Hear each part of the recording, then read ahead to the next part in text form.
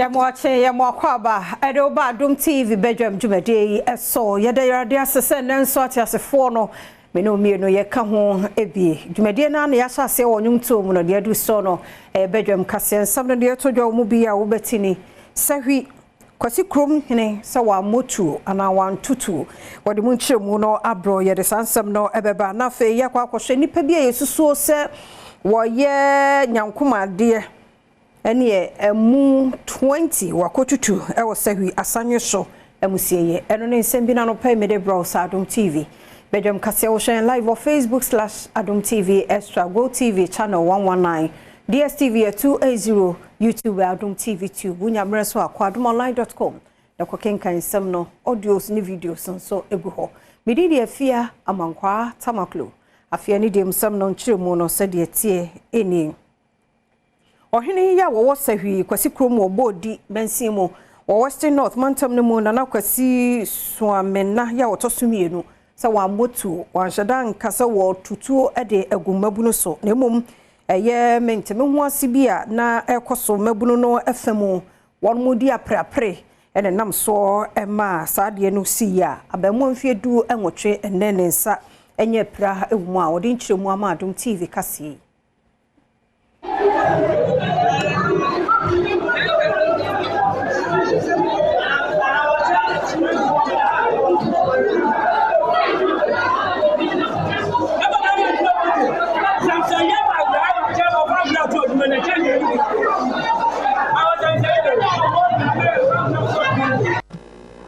Okay, the attorney say Thursday no the Monday and Krabi ni be ewu guarantee pitching that's damp pitching and like back on it say Krana back on so 9 and 7 billion ni PPA nti mo de yi kwa na titiri no and yi ko yi o mo ko yi o ba na de kugu e do mo tra kuro no tanka mo ko kusi o nti anko mo ko kusi na police force mo say yem from mo breja agoso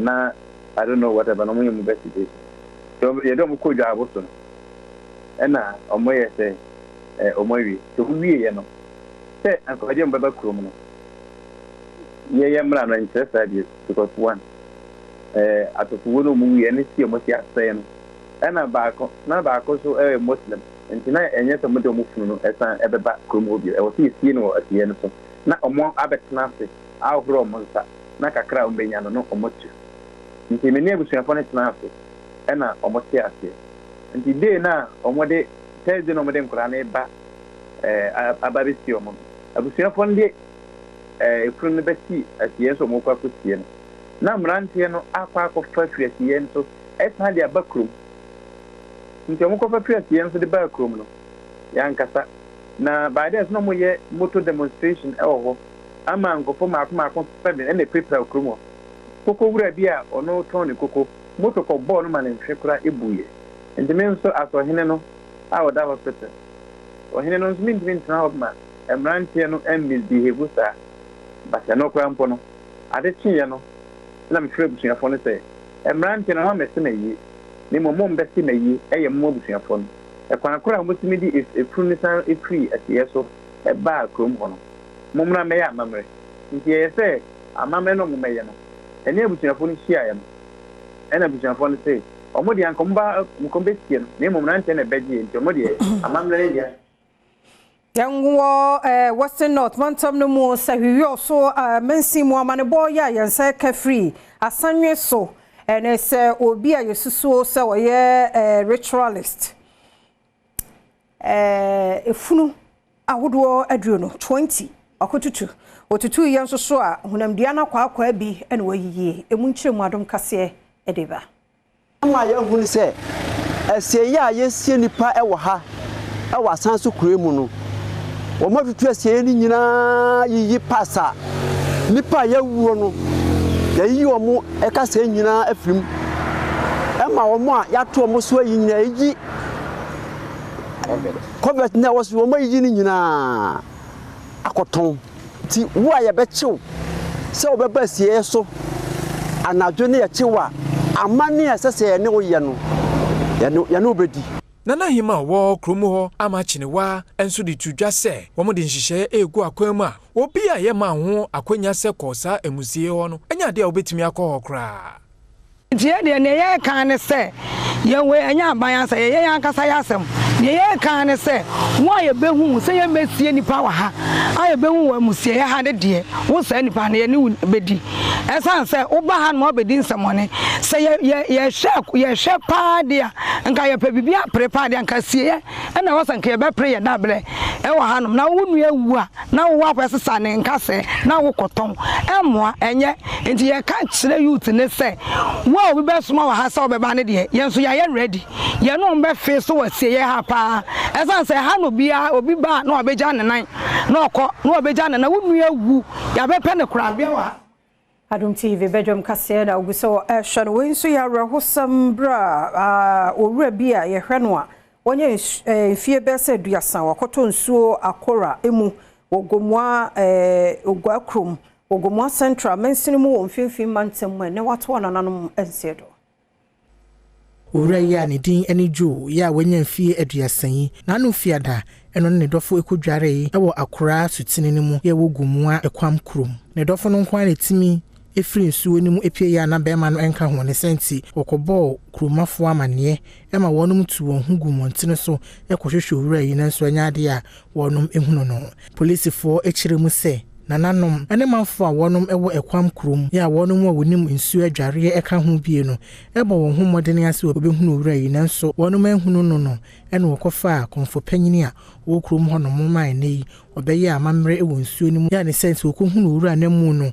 ewo gumu abrofu yedu ye bronu bia ebe ngomua ekwam krom sese wodi owura ne mu no akwakoto gomua aguna soadru ayaresa bia mu kurabia ya okura no na police fo akopapa no ahwede nam support ma wo hwere no nkwa me free sanra hosama hudo mu na ye monra bato mu me kasa National Elections Security Task Force won share Electoral Commission penifo na limited voter registration exercise and voter transfer exercise ya wie ne ekoso mu wo bambo mu no omdo anu de semakoto dwa na fei wonu mo ahwe enhihye ahodo nso eda wanimu e wa bato kese a eda yanim December bosome da etoso enso.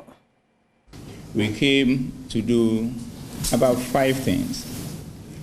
First, to commend the EC and the team working within it across the country for an excellent job done and the excellent cooperation and partnership we had working on all these activities that have just passed.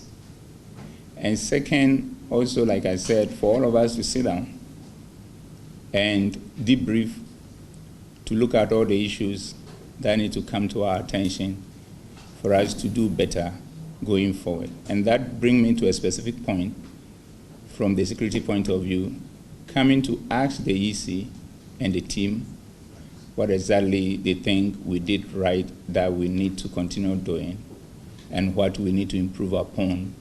Electoral Commission enso editudwa se nkabom ya womo ene abambofo akabom no ayade abeboa pa masumdwe abaomamu ha. We like to mention also that we enjoy the police presence in all our registration centers across the country, not only in our offices, but also when our mobile teams were moving along the length and breadth of this country, they were able to do so freely and in liberty because of the security protection that we enjoyed. So all in all, it's been a very good exercise. We are poised, even in the lead up to, the exhibition exercise, and we look forward to collaborating with our long-standing partners. Election headquarters ha na ene voters voice no Ghana phobia one more a wall abadi young crime and one more ye susudua one this MPP running mate no one more so dear one more bejina so e de ato about once more day to da any.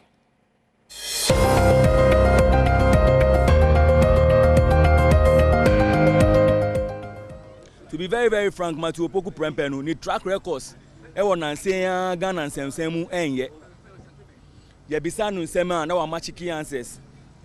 nurses allowance any nsɛmsɛm bebree ɛna Badwam so ama yɛate aseɛ sɛ woyɛ running mate anaa wotumi bɛyɛ vice president koraa wonni ahoɔden biara anaa wonni ahoɔden bi a wodi ba bɛboa nti deɛ ɛkɔ no sɛ sɛsi ano it's no longer about running mates no ɛyɛ your friend said flag bearers no na yɛsɛsi a yɛyɛ ba bɛhwɛ cause yɛhwɛ deɛ a ɔmo keka ɛna deɛ Badwam ka kyerɛ yɛ na that means flag bearers no na yɛsɛ yɛma yɛ adwene kɔ so nti sɛsi ano yɛbɛyɛ track records deɛ Badwam ɔmo ba yɛ ɔmo atumi ayɛ ɛne deɛ amahama previous years na ɔno so tumi yɛyɛ ɛne na yɛhwɛ a yɛbɛvote afiwe ɛnti sɛ obi wɔ hɔ nom a ɛyɛ bi a yɛbɛtumi aboa obi a ɛde ɛbɛyɛ nana opoku agyima because of the feminine aspect no ɛna ɔmo tu aso ama gender for no so ɔmo push for feminine agenda no because mmarima no ɔmo aba saa yɛho ne ɔmo yɛ obi ayi no running mate na running mate obi ayi no ɛsɛ Ghana nso ayɛ den yɛbrɛ wɔ Ghana nti dempɔti no mo ba bɛyɛ aboa yɛn yɛ ntimamfo no yɛn sɛ mo ba ɔmo kasa dɛdɛɛdɛ nanso edwuma sɛ mo yɛ boa timamfo na yɛ vote ma wana yɛ boa wɔn no ɔmo yɛ ma yɛ ɔkɔ kibisia ɔkɔ tena hɔ ɔkɔ gari ne sikyire 30 million no aba tena se ni na duso kɔ so no so bagina aka sɛ ɛnyɛ duso na yɛ pɛsɛ yɛn ho sɛ ɛnyɛ duso anka ɔmadu mulati no saa na ɛna te sia no ya choose no for running mate and edwuma bɛn na ɔba abɛyɛ amayɛ petrol nam 2% na gas no sɛ sia yɛ na yɛ donato gas mo nti ɔdi 5% ato so then no pɛsɛ yɛ ɛwɔ kodo mu biem yɛn ho kyerɛ yɛ pɛsɛ na amasisa wɔ yɛ abrabɔ mu yɛn young guys na yɛ ba no na yɛn so yɛ nya baby papa engineer me kɔkɔto aba me nkɔhwɛ run Mento akaseɛ no so na mmarahyɛ badwafoɔ bi na de nkranhyɛ nsɛmama BC candidate no na wɔn mo ani da kwan sɛ wɔn tete ahodoɔ yɛ a yɛde wɔn afam nti wɔn bɛyɛ nkunimdifoɔ awie yɛ akyi na mo wɔn hwɛ wɔn ho yie pa nneɛma bi a bɛwie akyi na de haw bɛbrɛ wɔn ɛwɔ nsɔhwɛ mu no wɔn hwɛ sɛ wɔbɛtwe wɔn ho afiri sura na ɔwɔ mɔframa wɔn mu dɛ wɔbɛtwerɛ wɔn BC paper ozikan no yaza odezi anope bra woba ya na wote ho wortwanda papers ne baba na wa hyase ono na onam do oma na atefo a woka wa yekofo ho na won so wokwa aprabo no bi won general secretary Thomas Musa to na yim de bra so do woba deza wa kire won nyina ezi eza kire amane nyina na hona wofo hon sika a woda hye won mu kaswan ebepum da mabri mfaso babado omo nya kudro no mon control na ni a ye ka kire won bi omo no se omo nkan se omo maame no omo papa no na ebusua ni nyina eta omechi esa na se omo ye investment e di ama wo omo maame di omo ko school papa di omo ko school e mo modiane e mo musika to 2 books for the past 9 years and ye ka kire won so omo modiane se omo be share Menyina no so na Adom TV Badwam kaseɛ na ha na brɛma kwan na yɛde asie medi afia amankwa tamaklo da bonkrata no ne online stories aka no yɛde to so babiem ɛde ba Adom TV Badwam dwumadi so yɛde radio asese ne 9th July yɛnyina yɛwɔ nkwate asie ɛnyɛ hwe kura na kwa ne nyina yɛ adwuma obi de ntesa onye super ɛyɛ Adom tu sɔre afana sedama no ɛno apɛ no ohia firi ho onye usika onye okapre fa sedama na awrade medase wakoso aye ne a woye no eno so ne ye ode wo sori anye wa ho ode nye otumi ne unyansa nye osika bi ana wo papa bi a oda so ne da papa bi a oda mu e ono a obetimi age ne sisi e oje a uni se tie da na se me ne incoming power to the people Koswa obaya missing link say ya Bismarck Akwasisia aka Mr. Akwasisia Watson to the people no baby da fombo ko maji watum oh yes sir say adwuma da bia meka say empeni say agrobe so a efra anopa tie no ani so manfo ano mo atimi amwanye so a abontenso hu ntimi wonye so manfo no mo ana eto aba no so manfo baby a wo sisi en o so mo ne kodi ho adan se ya kwasinsi am kan wasem obetimi aye adwuma no so o kan say ade ne me no ya adwen intimidaso no tina munya abekọ akọbọ amane no wo fi se na make so mo na de amane bo no ekọ so mo no shada krukru wa imu mo adanse nim wa aha na wujina na omo na nim wa nti omo na betimi a kire mu ene wo me ate ase se dan mu na wujina constituency o sa anya constituency na de wo kan omo na nim wa ha mi wa adwuma no so wo mampon o ti dan mu ase omo nim wa ha ebedu no bi de ko o adwuma be start na ntane pie free akọ obi a start 208 and was starting here I would have the power to the people.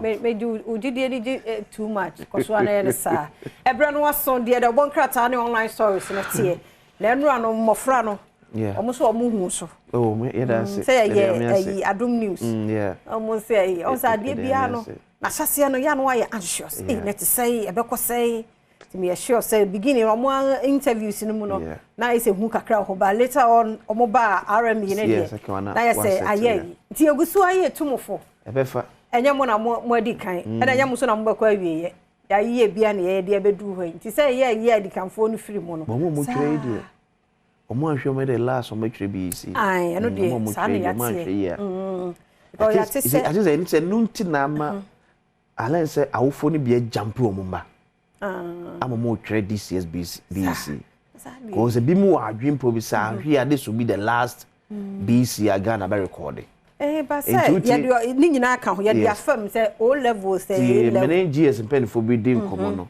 this year numbers no kwa ni mu pa na omu trace a enye nkora ni nyina na wo form 3 ebi wo form 2 ni e jump omo okay amoma ba omo twere maybe education na ankoyi ama awofo na antiase tine bia mema akonsi ama pressure me baba betwere this year yenya but ade obi abetwere so hwe de wanim ukosu nkwan de obetwere me na sa akra ne ya de no obetimi akotwere twa me ni issue ho because at ye person yonkofo bekura no more form to betwere omutimi etwa ye nkra bi wo mo e sharp pa akwa me say last year science and math quiz student back from one of the schools called last competition. I didn't know no form 2. No sure. And what share the performance. So o team say so be do 3 do form 3 say this on the form 4 sa e training year adwuma ya me sa brand there and form wa go betimi abetwe sa brand there be exceptional yes okay ya no wache oba enu sa na ya no mu de yi a o be ready na for trim ba wo school bi kwa akone ne o kone ne na sa wa ware ya adwuma wo ba na se afena to school so oboa you so twa no apase what you say ti nkura na mo hwe ye no kone nyina ne enne na adwendwen bi ani so sa enne na light bill water bill rent transport bi ani so na ma me no papa de adwen a betimi asua de iro ho na so twa ba be ya adwuma de a e wo so to so wa sa family no parents no e wo ahode so mbeboa no me ba sua de na to so kwa wadim ene se o PhD kura na abebo no age 20 kura iro ho na bo na wo kwa ware hwe ono be ye homework o be ye no homework nso wo homework assignment e wo so ye enye emwa sa de nenye wodwuma kura mayo adwuma mai na wo so ya homachin a hwe ti munyere mo ho mo de mo ya lucky system no ma wo fo mo de ato ho wo de wo no de ani so obesua de wa yero o sua wa de wie na wo ho no nti eno so kwasi wo mo ye science ne computing yeah nti ena na ICT fo wo mo ani computer no there's a drawing na a draw board no wa so na no mo de ko erade ne mo boafo eno na ya na ye be combat yes and come on before yes and come yes sa de enya ne na start atena we free tete e say oh enya hwe ade hwe exam na bo enya hwe na nkure de ko yes impedifo any more personal start but at least your query be betimi afa so betimi deal with that situation but no so you can be so because e bi mo so ye challenging because e bi kura na nka o ma so se ye de koma omo facility no call for say ye de kwesi he edan na esi wono nye anno news say o hwe edan bi a nkwa no so mo hia laptops ye de kwesi he edan ni ntokura de da ho ne mponche ewurawura mu no ehe na akọ connect no ebi musu ni light enti me nhunu how a penifo be ye no dia because e ka se be yo se laptop say ye che dia ma student yeah e Ghana fa na ba bia obi enya bi de se omo rolling kakaka yes e be ko Ghana fa na ba bia se light no e to my laptop you know my laptop in such a way same e betimi sustain for at least best a week the power no yeah e brese ye ko charge ya ye move ni nyina na akwa charge say be semi sade ti ye ka se be ye afie betimi because ade a me ko hwe na me hu bi dade ade no so practical no so to make ka wutiri mo yeah abrofu yi ko mo ko mo abrofu ni ko mo ni sasa practical no ko hwe se nkura yi abrofu nkura yi no homework o nothing chef ma me o ye science and maths quiz woman also on the last 2 years we need to kwan yeah na in fact so no aka betimi kraka say omo no mutu kwan through science quiz we need kwada no ma ben pa but nim say so mutu kwan ko duru ba bia niema na nkra respond no ene man bi ka say omo show no mo ntimi ankere but you were able to rattle so baba me could do a catch say show me this in the world won hunu ba akokora wa wi aguni and also catch up also catch up president Kufuado omo free akonto bo omo president the president ko 2 years ni ya bread do so it tells us all say ye equip your science labs no enso yi cause ya me fafa ne de ka woni made no ti say o say hu practical e no kan ho a ene na say wa wie kura nti we de mpanifo wadaro ma yense mi ntuma ni ensa me sure mo na say no a hu se bibi foforo bia na de aka ho ba ya nwuso wo hye wo de bi hwa ansa no wo ma nti 0302 211 701 702 0302 211 701 702 and kabeye ye de pass wona nke no efre ye ne de nke na mu fanta kakra na afoforo no so mram na moaye na mo ba e bi eno ade o mu hu no oni o mu di nkom mo sesai ni entie ho na de nya afoforo a apart from eno afo no ye nya new ones na nke beye ye de pa so afuto bi afafem so afuto bi afafem no ne ya chire for no so se ne na ne ye kam me hu story baby na me ntimi confirm ne ntimi kan wasem se ene se untumi kan yes ti vigilators no still ya best no mo say ba onim nso me ne ochehye ni bi di nkomo won say uhu uma na titi ho ana wonu yankuma mo ye nsohwe na hu say enkurai mu kire won bi obi wi no ho abusi obi na as a vigilator supervisor wayek niema odon sa kwasensan ase no eni kwan se obi o kire sa akra ne ye bibia se oje na wa kire no tato so sa akra we ye sei te na mark ye different na wo hwe pa bia o sister ketwa na wo ba bi na untumi nkanti no I think say invigilators and supervisors na ye kura no eno ye calling and enye se bi omo ye de eni temane abada but so won fa no ye nsi ho pa obehwe ase aso na nsi ho and a basan so wo teacher ni no supervisor na invigilator una ya affect you na so wo hwe sa akura hu kire no tu so obi wo hanko oboa no na so enya sa na emra no a wo don sa kwhya ase na sa na tie esre mo nkura no munsua de o me fe na me pe cry say o munti o monim hu na mra fo ma o munti o monim ni ati ze nkura no security na ya no mo de ko no eno so ya na scary pa ati ze omom please for ntrenwia na se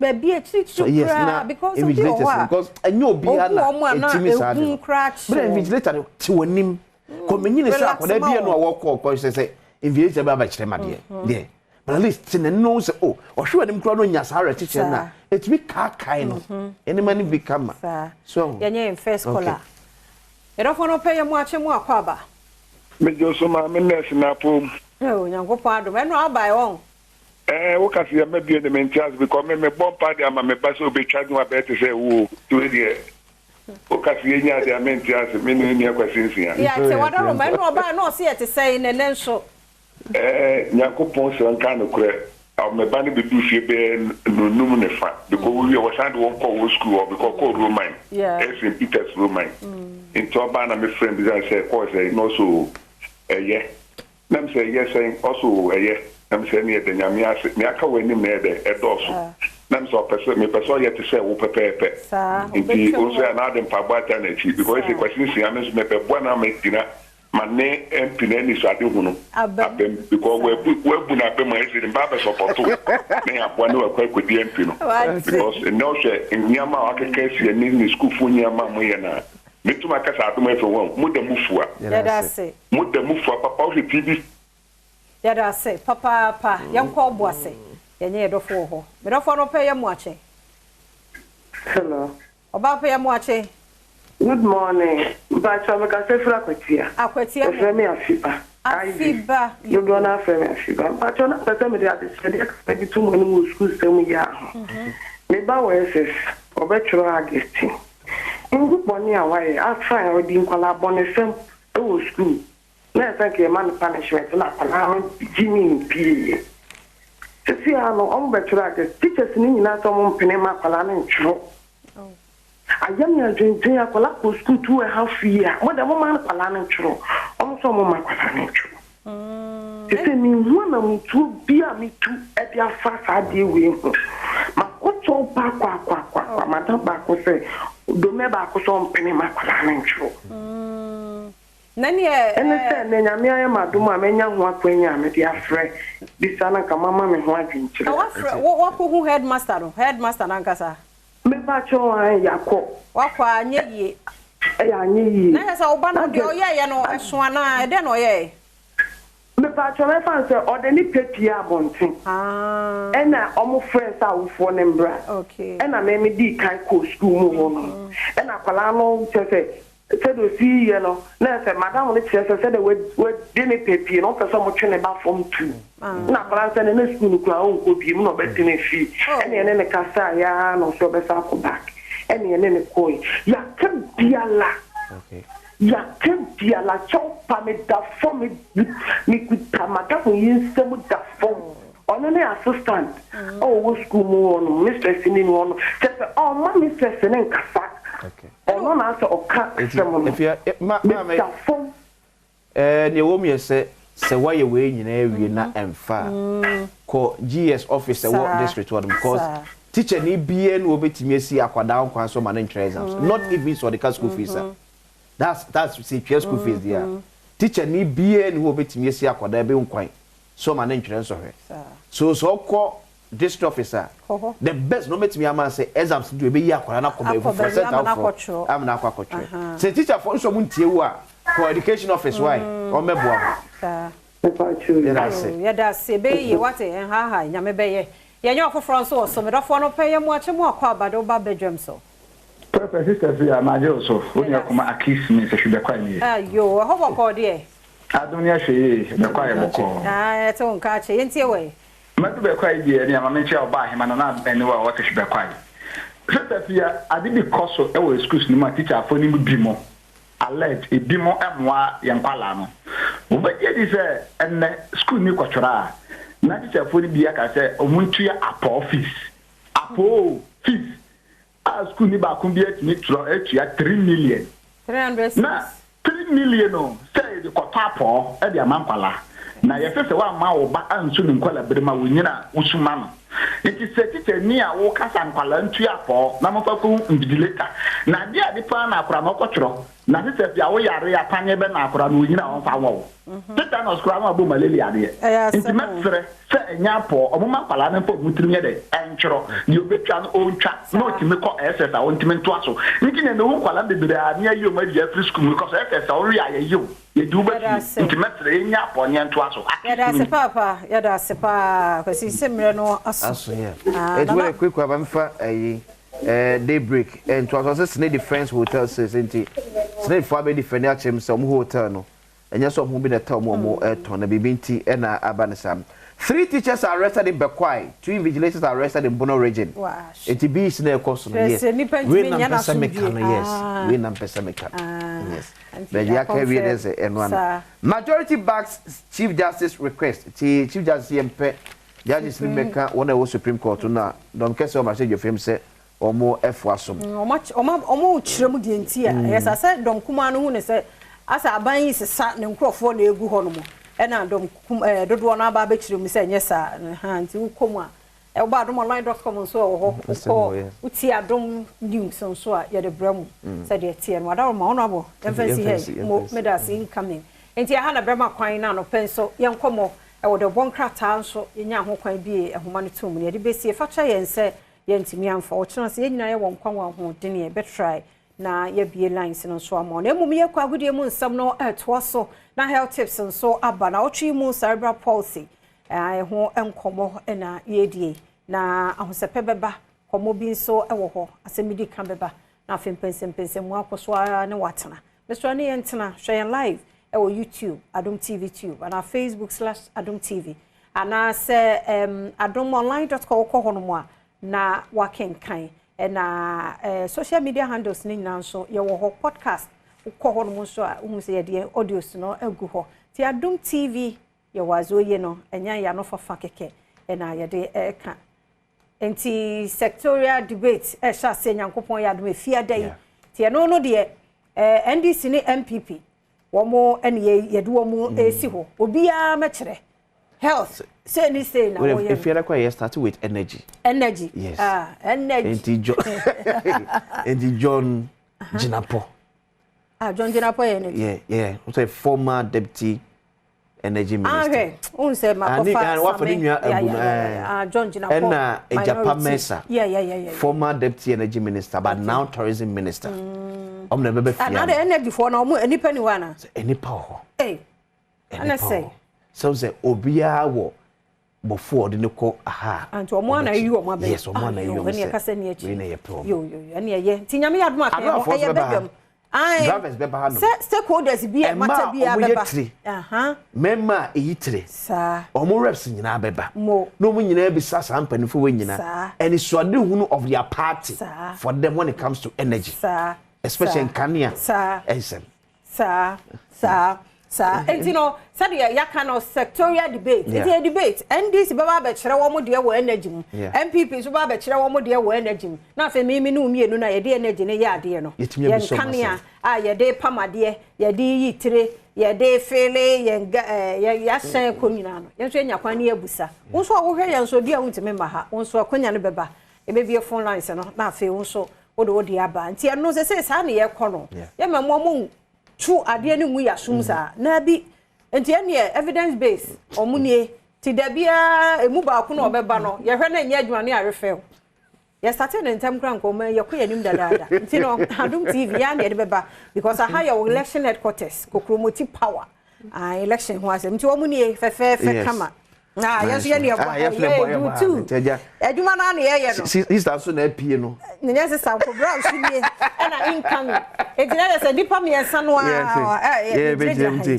honorable John Jinapo na honorable Ejapa Mesa we ni penfo mo eba nyame admada fiada ofia obi eba abekire ne waye ene ne wo ba abeye eba energy ho sensemu a na so nya kwanya ebiso mo question abisa no beti obehwere no abiso mo question no matime yi ni nyina no dia man ti da fiada live anya recorded mpona ti wo hwe no de o kan bia ye de wa kana da no 7:30 pepepe ni ejinam ba show no de start 5:30 ti sa normal show no a ene ya pone hono mo a ye de be sectorial debate no ti sa na ye de be no Friday bia na ya hwe na ye de abroad policies ahodo roads water health housing sanitation this enyameba youth and sports September dia education wa manko adia free sabre kopem se beto abade oso mu nyina atimi ba be kirem yo mu beye dia maye tini efa empanifu a we Dr. Mahmoud Baumia empanifu na power because we play critical role of Baumia energy sector eti empanifu ne ba na George na post de munim ne jumedi a wodi o ma hye fiem dada as ranking on mines and energy committee it is for the neighbors and no beka no the policy of John Dramani Mahama the second question no yi no on behalf of John Dramani Mahama sa nti yeye nyame ya do me fia de ya na e benada nkwada ya wada e fia da sa de mo ne yetena bribia no koso ana ne yentena wo ha ya da sepa ye ko na afia gudie mu nsam atwaso why Right, fantastic morning. We see I'm watching Wakwaba. And Rasson said, "Yeah, good evening, some a towel, how Badwam so. Some of catch you. I am also. There's a fat assault in the Brahma Quine, I Kufu, Eddie Bro, and of course, a Dance World Services or the Asia Conconia in some no air bro. Dance World Services, about cleaning, no matter cleaning the cleaning. It's omona the cleaning at Taro, no matter the form of cleaning, about your Dance World, Nessa on your motor and come on. I'm okay one opinion against some idea, bro. Or car cleaning, or more fee cleaning, or more sorry them companies. Moons if you why experience in the expertise in the papa. Say that done ya hemquano. And you are walk or pack or barreno. Now, I could never be so as a company you can get off fast, but as on the dance world, I'm specialists in any form of cleaning. On your money in South Sona, about more pania, if you carpet, no matter if you sorry carpet no matter if you Dance World Services 0555-752-361 0555-752-361 Dance World okay yeah then some idea bro said Jobanocho Bernard Padibo Chomi me producers Kejuan Kasani Erica Siedu Puerina you better some na sent and pass on channel son say elections by Adom TV Yanya Kase Kokromoti power election headquarters niti yema watin someone has issues na said won be adu kokromoti no ebi team yes sectorial debate and they say I introduce our Badwam so until twice every month yeah the bro and we can feed the anyway so yeah the bro until the sector energy sector education sector one sector 9 PP for abechiro the NDC for abechiro the omawa beyond PowerPoint presentation achiri mu what I say now what I says we move by we no we move so you we me to my way so ho nya ma kwanya ma wo so awo fie no so abisa kosan bia e boda wa adwen ti election we the tratis and tatis aha ti so heavy ti fie dey and yeah shas here and NPP and NDC na the ban energy ho ensebo you must say that euros Euro 2024 no pompon so yeah shas here teams by 24 yeah yimu atuntonto aka 4 pe 4 no aka no England ne Holland and of course Spain ne France omokra na ebo mo the first semi final of the Euro 2024 now young 4 teams na kwamo fast qualify for the semi-final. Yeah, almost journey so far to the semi-final. Tiabe sane na game no be siako. Minim sana prediction is here but Spain and France, Spain share, France and share. France on share. The semi-final what do you know? Goes na a dry up to say you know. But Spain there wa be the name and obogumu ane adia. How and as a game you be siako. Until over 1.5 there betima bosanse Spain for no na hepo mu. Won't be na master France for mu jai Mbappe betimi ahye but over 1.5 from there possible then an extra time so yeah possible I mean who how Spain be France a film just like that tell me my pia ko extra time near they be you know idea film until wait me the guso ara sabe fa na dia and then send so asiatia at the Badwam. The 2025 Africa Cup of Nations draw about the two drama Ghana ye hu group mu ye need the likes of Sudan, Angola, Niger and ye hwese betumi at the apem so qualification to Morocco. Now ho ensem ono coach Otoado ono na coach Panipadema Black Stars and say gwambia so de ba ko beboa Ghana team qualify for the AFCON and they say ye be gina na so waka top performances na hwani mu say betuma dan and he was qualifies them. We believe in ourselves to qualify in this group, but it's going to be tough. If we begin with Angola, they have a very, very good squad. I think they had a good last AFCON where they went out by 1 goal when they played against Nigeria. They did really, really well in that match. I watched it. They're actually doing good right now, playing, I think, leading their group in the COSAFA Cup, qualifying for the next round. And then also at the World Cup qualification games, they did quite well. They draw against Cameroon at the last World Cup qualification game. So they have a strong squad and we can't take it easy. It's going to be tough. It's going to be close. But like I said, I have a strong belief that we can succeed against them. Secondly, we have Sudan. Really, really doing well at the moment with Kwesi Appiah, which I know personally. Very good coach. Not a known squad, but like I said, they're doing really, really good at the moment in the World Cup qualification games. Very tough to beat. It's going to be a really, really challenge to beat them, and for this we have to be 100%. But I'm excited to play against them, and like I said, it's going to be tough. It's not easy, but we have a strong team, and we surely can beat them. This is for sure. Yeah, and last but not least, they don't have a good record of the last I think, I don't know, 5, 6, 7, 8 matches. I think they won one and played some draws and lost a lot of games. But what you can see is when they lost, they just lost by 1 goal. So, it's going to be tough. All the other teams are finding it tough to play against Niger, so it's going to be tough for us as well. And yeah, we have to be, in all these matches, we have to be really, really down by 100% to beat everyone.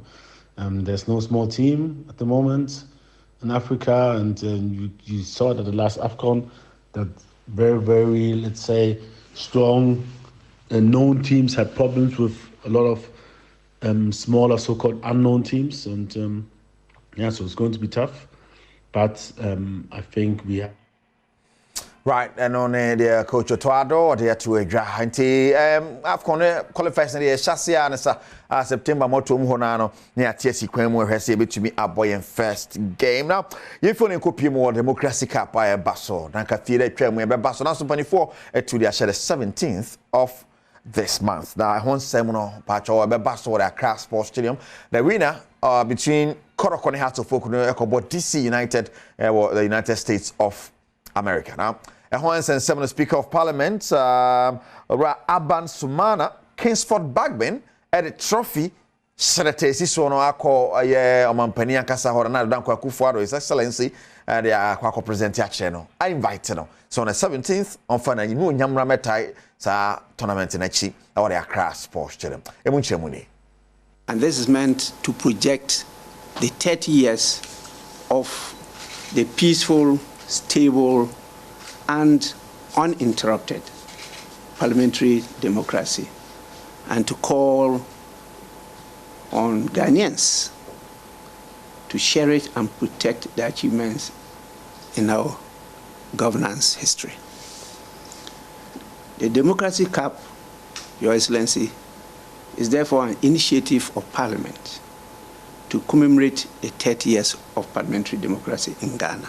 Alban Bagben also used the occasion to preach peace ahead of the 2024 election. Objective, definitely, of the Democracy Cup is to leverage sports, particularly football, as a platform to involve our teeming youth in the 30th anniversary celebration and to get them to understand what this whole democracy is about. We want to use the opportunity to preach peace and unity among the youth, particularly as the nation gears towards the election 2024 in December. Right, and so I know the also there was a trophy presentation. Malta Guinness, I can want to pay in some idea about Malta Guinness, but you no matter the occasion, Malta Guinness. About your more moon to trebi no mobile mammy ye Malta Guinness na me be mamo. Aha, o twebia o nya bi o Malta Guinness pen me de mesefo. That's a Malta Guinness lick can no come up party me share me mammy ye na so on the 17th of August. Na ye to new Malta Guinness na ba ne bi. Na bibia ntimi enkoyi enso horom. Now, if you nekopie mo the Black Queens of Ghana, onim say Ghana or friendly game ba kwa baso anyasam keto akra. Ghana a female senior female national team no Black Queens no. Omo attach it down with Tokyo ahead of that friendly game against Japan, and omo training shadows and I said training bear and 9 bia. Omo hwede association ho ahead of that big game. They consider and as a match no baso defender Bridget Adu any abre. Now, GDA say a friendly game there, but Black Queens say for the serious part. We a very good team. And you know, yes, we work hard. Say you bet to me any more abo.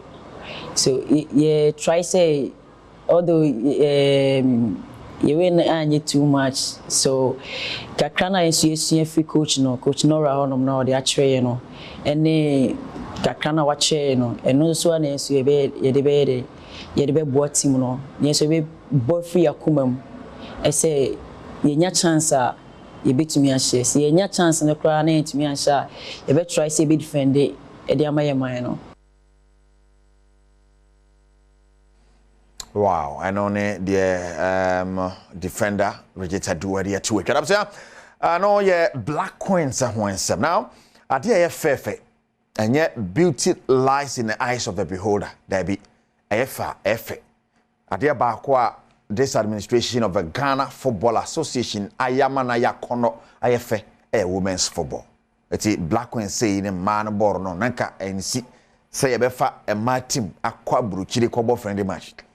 Yango David a me my lie, but under Keto Creco administration and your master ma football na yakono more. They say black queens for a 2 modia mokona Japan or moko have ahead of a ma AFCON. That be nice. In division 3, division 2, 4, 1 matches been on Bob and one Sanku work no massa but Mr. Keto Creco led administration more the power ma football more. Kudos to you. Piao. Yes, it's an Huasaman on here. Has ever reflected in the other national teams not finishing on the Ghana League in the other day. When him say work in progress, when you get them home, I bet funny idea. Dance World Services, About your banner cleaning, be events cleaning, house cleaning, pest control. Go bu and feel no. Why no spray hokakra.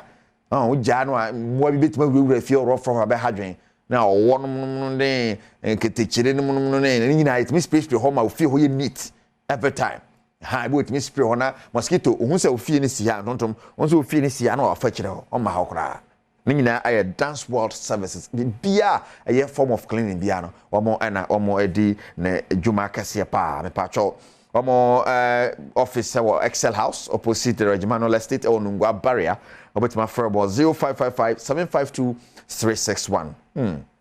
0555 752 361 na one Dance World Services attrition komo 0302 905 538 so another number betim the account one Dance World at the end so on of course more again Sabrina bring am kan homa ya dia can see bro or bedwam so Sabrina de we see awia ebo no ndumi no epai mu a san e share na yemfa can see emrewo Sergio Manocho Bernard Padibotwe me producers ya na wakaide na nkasa ka kejwane ho Erica Siedu Bodini but Madika catch order that say ye the abrel sectorial debate if you dey na ye shase the various sectors of the economy ye ma parties akukudam no me no bia ba be kire the wayen de obetumi ane de oba be ye na Ghana for few money ahwetie ne yi atiase ye koto oba na we mu no betima boy we mu no betima boy yes the patro sectorial debate we can ni na se feed ye shase feed the energy sector.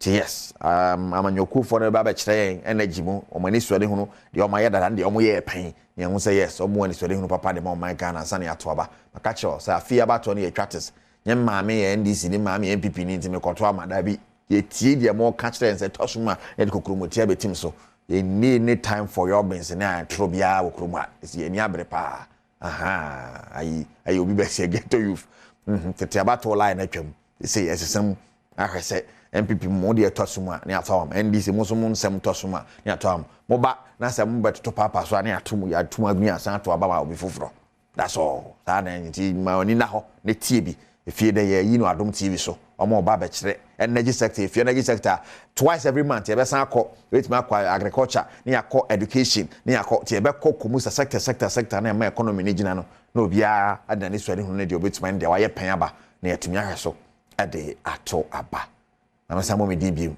nsamo ni nti ne ma obi ane din ka ne fa na kasa ka kejwa ne ho Erica Siedu Buadi oza ya ya pomuni on samba to so fia man kwata makolo no owia de aka beto aso koso hwe bedwam pepe break home it's a fair call ejumem ho yeah recording okay you okay Calvin okay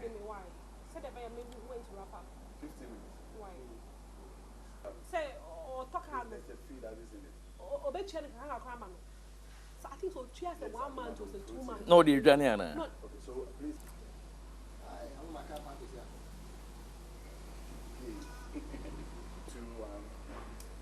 Good morning, Mama. I have some call Umbra Bejuma was a pair Jumizido. I want some for the Fantido president for the Brothers and Sisters Association. Jimmy's baby Biaboko, baby Biabia, and no one French and Yacha Kaka, if you lazy Juma. Now, so no interview, no Bokodo, Pepe, or friend BB, all these goldies. Not a chede, and canoe, not your gold. Papa, awesome here, Papa. Now, the book of no village, and most of them know up till now. There, you can say, woman and canon were very relevant for what which no 100 in their worry in your market, I can say. In Timo, a share one of my name is swing your mic, Crown of BMB, then will buy a young for Yerbo Hennebrand, you would too now. Ya apply, baby, and I upcoming artist, the people will shake a womanizer. And then, no, a yo, wah, she, Joe. Fraser, oh no, our big guest said, back in him said 2000s, yeah. Yes, 2000 honor, baby. Yes. Yeah. Those times, you know, hip life. No, a big power come had a wide releasing papa. A Jumano, why here? Inside out, when you do it's a no akaba. Yeah. Wabo bro. Yeah, those times. Yeah, Jabojima. I mean. But yeah, you go so bo. Yes, it's a big Joe Fraser. Can we ask a question? Big Joe Fraser, yeah, hip life artist. Kumasi ni awome. Me free Mampon Suta JT as hona me free. Kumasi hona me ko school. Me dia nkasapa de me Andrews Kojo Agent. Andrews Kojo Agent. Nice name. Yes, the kind of school or pre-cycling on along the line, one go to grab on the same beats, you know, just it was say me got to us with Kumasi. Yes, it's me got to us with Kumasi, we be national service or be quiet. We shall be quiet for 1 good year. Go Kumasi Poly for some time. So along the line, I'm being help or sleep music. Sim being help, you know, just oh blended additional music na na style kakra because at that time I say couldn't start saber. And you know na I was concentrate on music, you know, and then I made the music and so. Me jam school need to check kakra. Nti sana etie yes me nya chance for curriculum ante on so no no me lucky na or release sleep music dance album volume 2. Volume 2 nti me nya opportunity in the single track ko share so na na Tofie. Tofie no me feature Mary Japan also. Yes, nti along the line na say me style na man for pekakra. Man for pekakra nti no na o ha no kriku afro Joe be featuring Adani best recorded for rap bishim na kwame recorded for rap bishim ni adade nti me realize na magidin but na me ni album e out. Yes, nti muno na Bandex management so be fa me. Nti ho na me release my first album Adofie Shisha. And I'm a second album, no so many coffee be ya mame, and so me release it. And see, me release it. That was 2002. It's me release it. And you know, as soon as me start to I crack it one. Yes, I'm start. The one look young. By any day. Yes, it's a munona. After ya mame, no just say opportunities na be break a crack. It's not just me. I'm feel say. Meet me set up me record company. Let me set up me record company. I friend JF projects, Joe Fraser projects. Yes, But no one I be there to so I be this stage. Okay. Now, if some make a collaboration be it's a nice wagon pa. Oh, definitely. I mean, say the school days in the near have you because quite first when you Joe Fraser no. I said Joe Fraser was a boxer. I was free mo, but no, a first boxer only to me bo guy be friend Muhammad Ali. No, be a money than yes, Joe Fraser and the first box with me born. It's those times need to from your school. Need to some cran and cranny banner or more hardria. Not my guau or Mukaka, so I say. It's no normal from your school. Now, schools so no.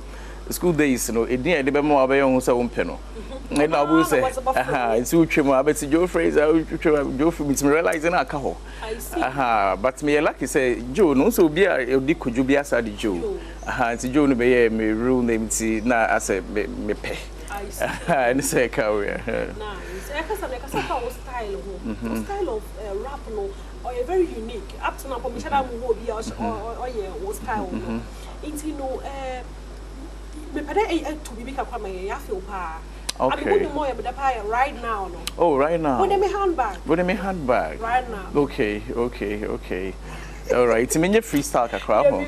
All right. See the we see after me there. Me dey ma feel na na be rap.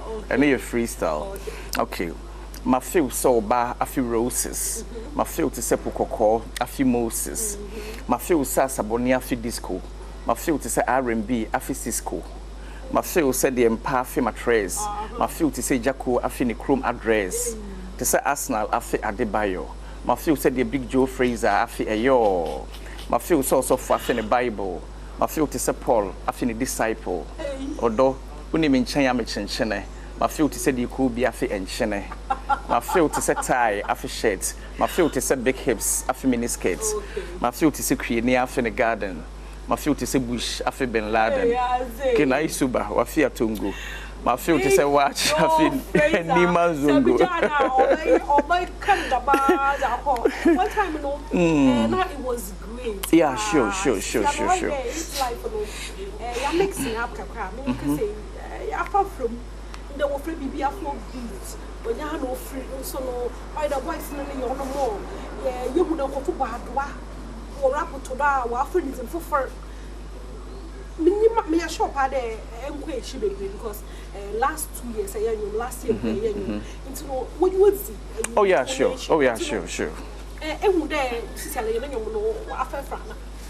Yes, I think say and quite normal. Yes, and quite normal. And say along the line, as soon to baby bia now will be a feel so as soon to cramp there. It's not going to fade out. But then I was on to 20 you'll be the tico crown. Yeah, I carried us so by the baby Gigi Mama will be a yes. See, how honey you remember that on bar or Mobesako. What I say, Afro Poppy, Abbey, I mean, it's good, but so go crampa Nigerians, and Omagia for like a your style of music. And I assume, and then I will have a Besako, but hip life, no dear. Dear. So I call it a high life no intimate trim and I hip on the crack, number 4 no yabe hip on the crack. It's a no dear, let's say we are on the band a choir, not hip life nasa babisio. So what I say. It's you wouldn't there, Siciano say, yes, international journeys, and the F journeys are one global, your back as a far for beats. Sure. Hip life, na high life, yeah, into no cafes no so car, Ghana day.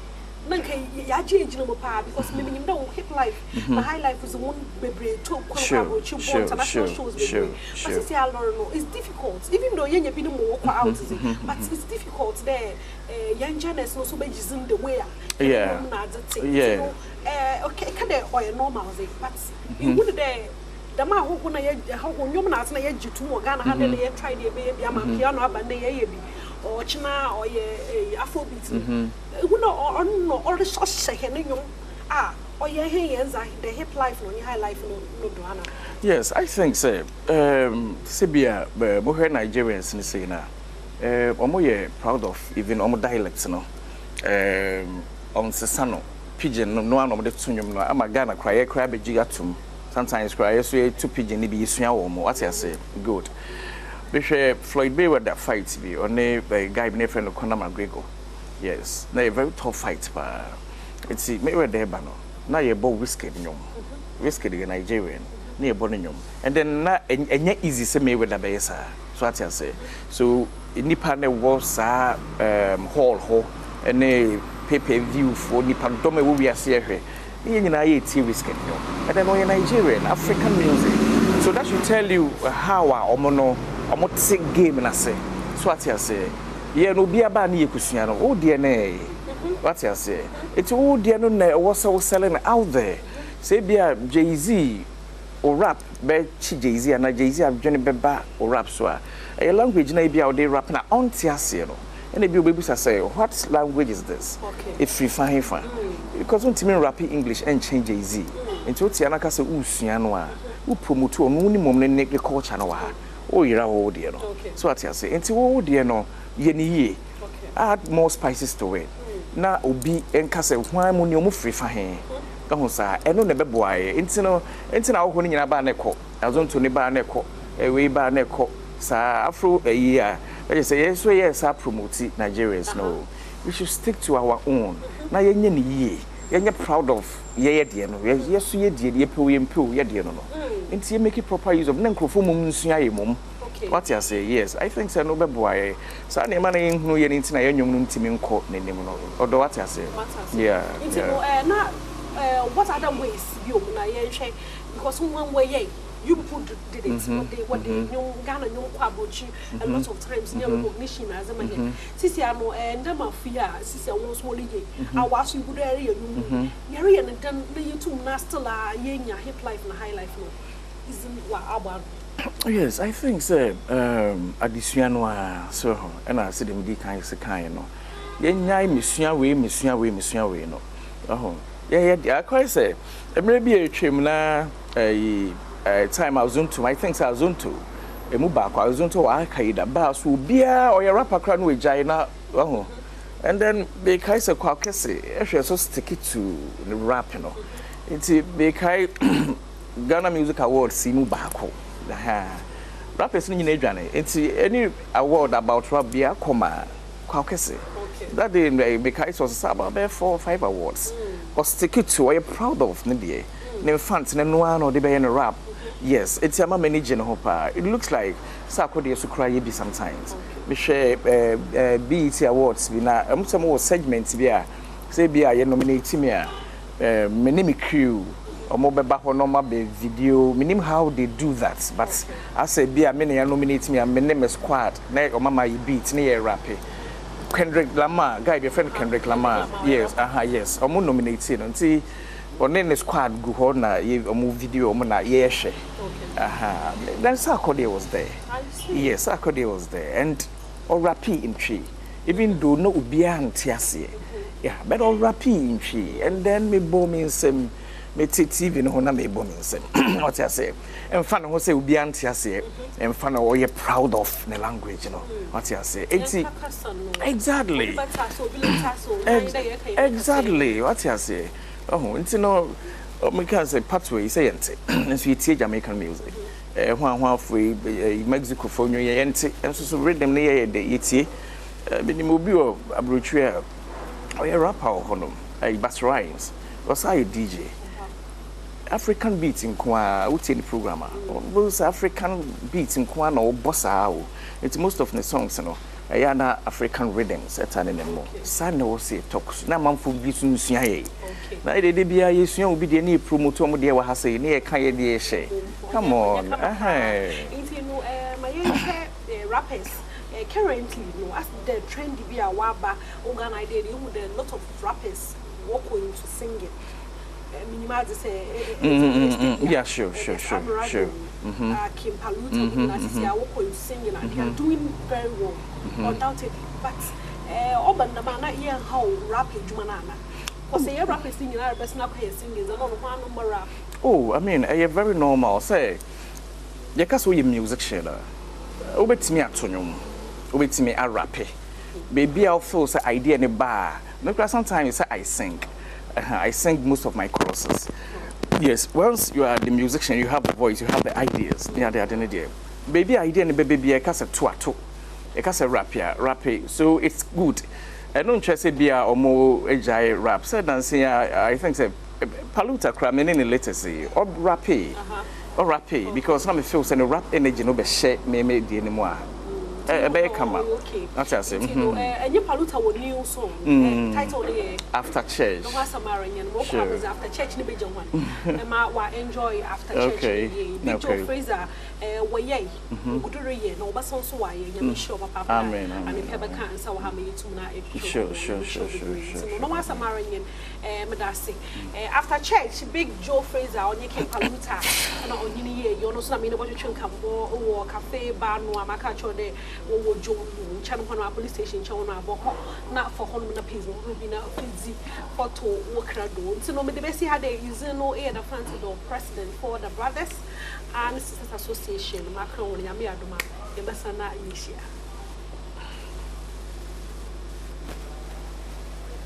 mwa kwa ba bi mra Adom TV Badwam dwumade no eso yeda gudiem nsamase Erica Siedu Boadi Edu Sony Apomude enkomo na ene Spanish garlic mixture and capsules and Spanish jingo capsules for baby rather than ye emonia ye woni pedua mo de no eye ewayare sabie mu no ene ne oba babedi enkomo hima no pe mu akwaba se bibia bokode ye de nyame ase papa pa Spanish garlic mixture and then capsules yentie ho nsemwe medase adofo ye de adupa ho da wo enenam enese de wiase na ye nnuane die eto da bi kwa na de wo awunim sa pomuden na beboa wo no untumi ni because untumi nto ena eto da bi ade wudi no wo awunim sa de nka me honam mpe enso no de bottom no ni ho ntina no ana obedi ebe wie kire na de sunsanso bebre abawa pomuden so eba ne sa na ehu behia sa ubanu meduru a ebeboa betu yare ase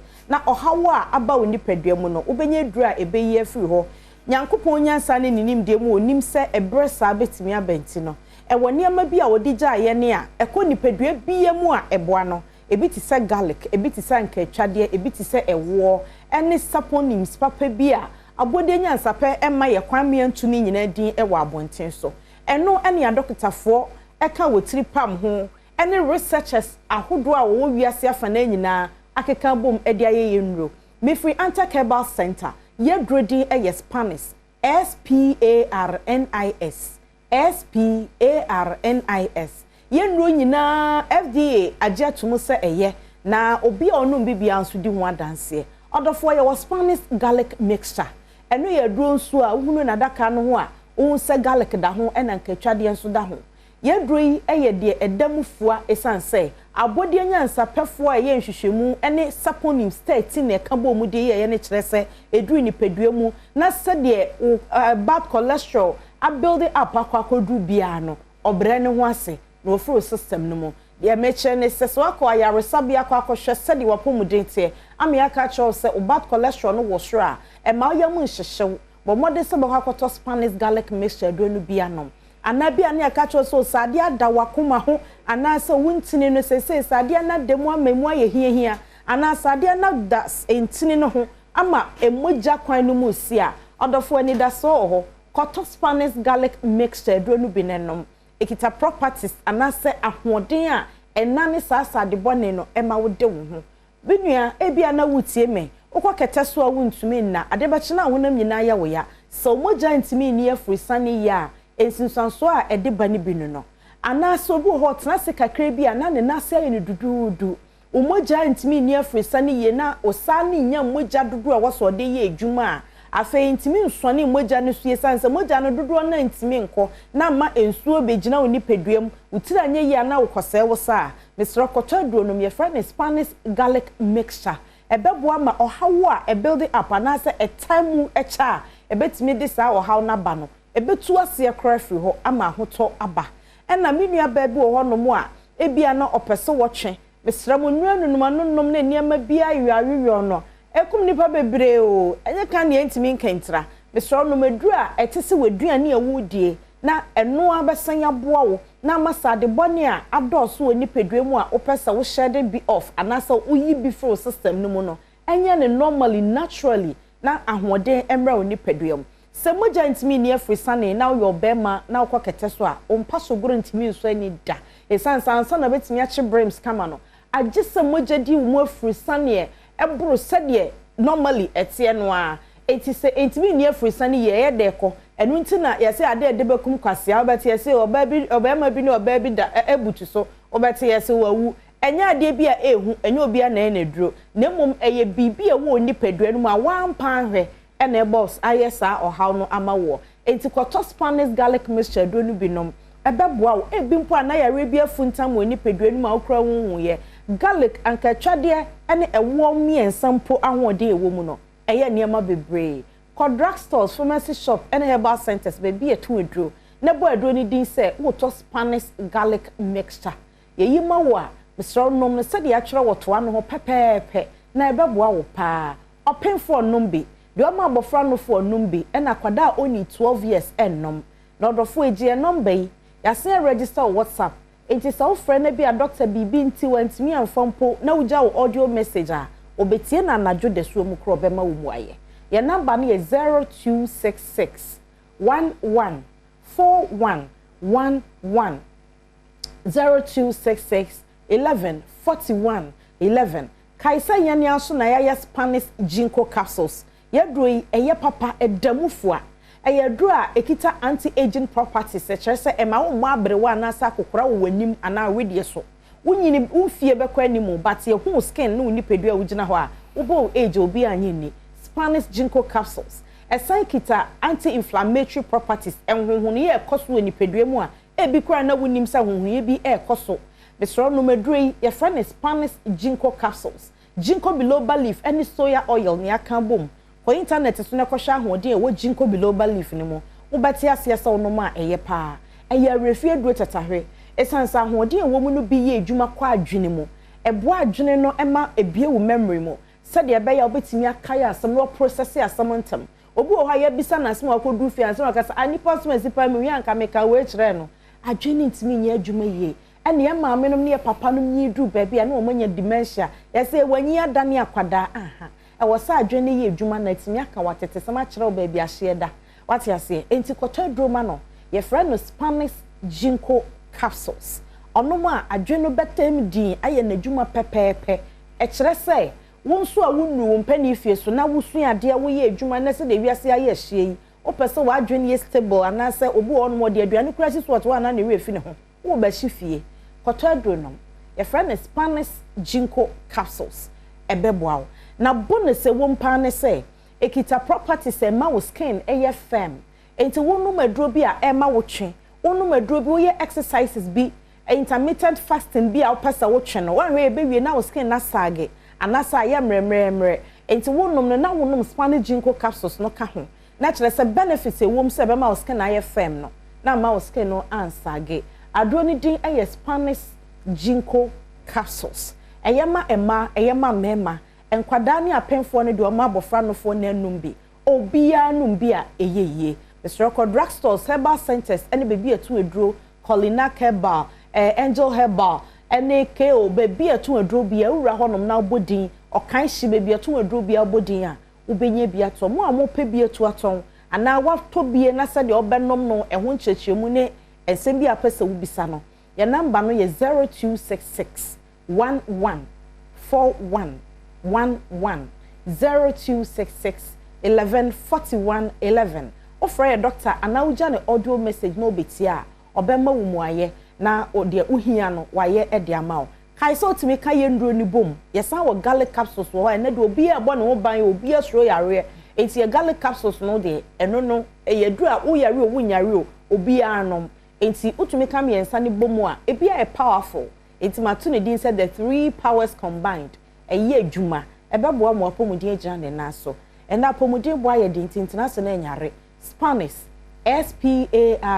SPARNIS ye droni ye enti kotobi nenom fa bo ho ban fa tu yare ase na apomuden eho hia pa mo waya de pa ti se number no so biem afama ye na ja etiefo ne ahwefo entiasi number no eye 0266 11 41 11 0266 11 4111 tinro no so waka kire o se wo bowura pharmacy ne herbal shops bia mu so a wo benya bia to e wo ho ti de wa boso de wa moso na wo penchire mu no number ni 0266114111 0266114111 wafre no agenchire mu ese WhatsApp number tie bia na wuntumen type uyo odua doctor wo ho obejo so na afi munchire mu no ode ama akosia se bia no ode ne yemfansi ha ya da se papa tino Spanish garlic mixture and in the capsules Mr. Onunumbi na entumi mu a so bia wo ye arthritis say wo so ana wo hwan kromo won sabuo no wo problem wo mu no Spanish garlic mixture and in the capsules onumbi a wona wo kro no na Spanish jingo capsules and also aboa ma moja ne dia fusane wa dwene no mu ye na afi etimi aboa wo mental health no so atiase ese Ghana ya mental hu hia ye mpa nkenya ne se kwabrane ayi whole country ye do hia ya bisi ti no mental nya de watentoma nko a ye koye be pressure no ne ade ntimi ma santa odwene kura na adwene ne sisi so no Spanish ginkgo capsules na entumi emwa aboa akoma no nso ene anti aging so de akosho akan ye number no ye 0266114111 0266114111 ti mene akosho awie na mame fa birthday yi kanu sene etie na bia maka cho se be kan sene etie yemfa bi nka o yenyi bi mfrim yemfa bi so ensan sene asem tie sa pepepe ene ne be kono medidi akwasi ensi asem ni kabre ena edrusin alopai say asma no ba be di onkomo I think last week oba bi na Kumasi Metropolitan Assembly pen for the kata babonte say I think Langas apie Kumasi say Langas apie mu ewo Kumasi enti pen for hwe na etu wana money de kokobo ekodi ama amanfo ba betie me hu edwiri mi kakra me hu dream me not because say Greater Accra dey easy for you to get a land guard but Kumasi dey easy the man hu dream me say Kumasi asase do do ni nyina no ya himfo da so the overall power on it eji say ka say land guards aba Kumasi asase so ana say amana kwakoye hu kakra ho Kumasi asase asantimantem asase nyina ye ba akofo dia e na land guards ye na e ba so ko ba akofo na chance na wapane bi dia mankrofo samun mabusua mo hwa ha unu abusua mo hwa unu abusua mo hwa utoma akwatisia unu akwatisia asem enfechi enkoton bi fa man padu abro ato dia makwatisia ana nto so enkoton ma afia mankwata maklo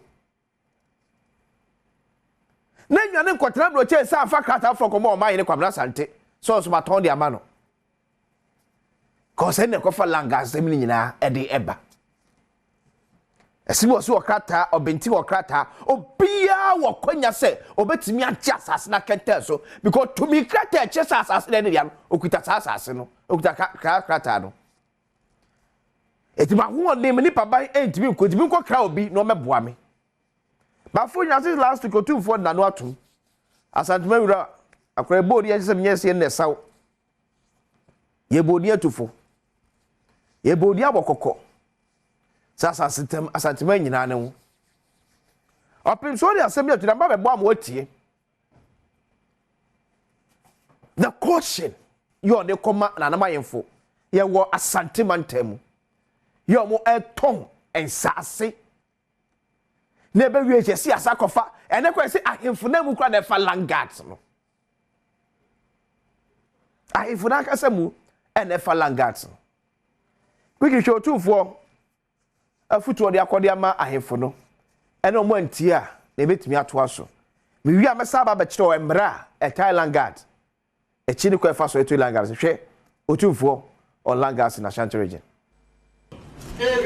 say me wana me say land guard so land guard so Kumasi ade ni asantimemwa land guard no na egenia so say no for 10 once one so mama say soja mpanyimfo na police mpanyimfo mpeze hunu fa kokura sa na ema ne siye so mama soja mpanyimfo police mpanyimfo a chere no ba bi kuro poti a sa na ema no esi so etie woni akura wo ya hene ne si ya obeyi ano se media akonwa na ma wa no na me se kofa langard for na enwen wa na so ni akura ti akonwa so so a chere sante hene na se esi ne sa o kan wa obeyi ano wa ase so dia akonwa na ma wo no o na langard kan wa so aka che mo mpempi sa asase nwane tu for da bi aka chere wa ase wo se asase nwane so ya hanso yenko asase san se basan ya ebehunu mu nokura ni asi so aso yenko asase mo fi se basan ya se ewura wo nko adie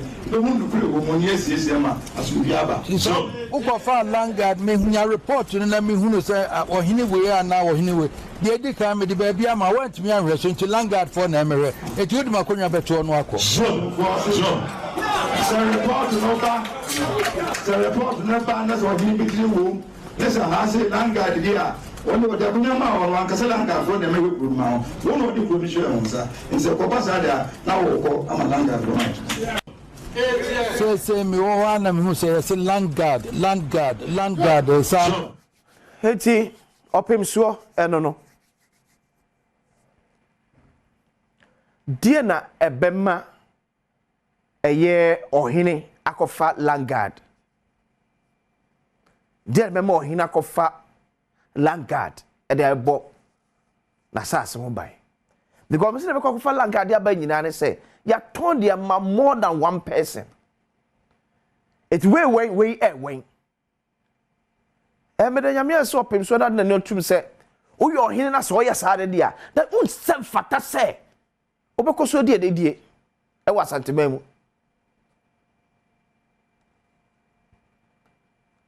na mesra no info so wo manhia mpacho ma me friend say Langard and Other Related Offences Act no because Ghana mra ya sheda yemra e de ama Langard emra pa ya sheda yebi e de ama Langard so when the 999th Act your friend no Vigilantism and Related Offences Act 2019 afi but my second page na order Langard sem no wo na tie de Ghana mamra e kalifa Langard no prohibition of activities of land guards emra say 71 a person shall not irrespective of the background yes so your man so your and so your chief justice so your speaker of parliament so your wine emra say a person shall not directly se wakasa mu ana se wonam obiso ana wo hye kirem ana wo boaboa no afa langas akoye ade bi e wo mamu Ghana mra ekutia eti wan sai info ne kwale show mo se no court se etiminya evidence just ampa omo na ye sa langas sem no asantimantamu a o se do mo court based on 71 of Vigilantism and Other Related Offences Act. Or say a person shall not directly or indirectly facilitate, organize, or promote the organization of land guards. After in one way. 2. A person who contravenes subsection 1 way. So unu kwa so bebo land guards hono. Nipa bebu samra we sami ente land guards. E fa hu so e land guard no. Si ye chiwa e mana mamra say. What from Ghana mamre to so to be quite fiase not less than fishanum ana unya judge bi on the ohwe ni mu abesa ba de wa also sa ko fisha be se dunum so not less than 5 years but not more than 50 years it judge bi asem ko ko to nim no or was say obetimi ahwe between 5 to 15 years no their sentence.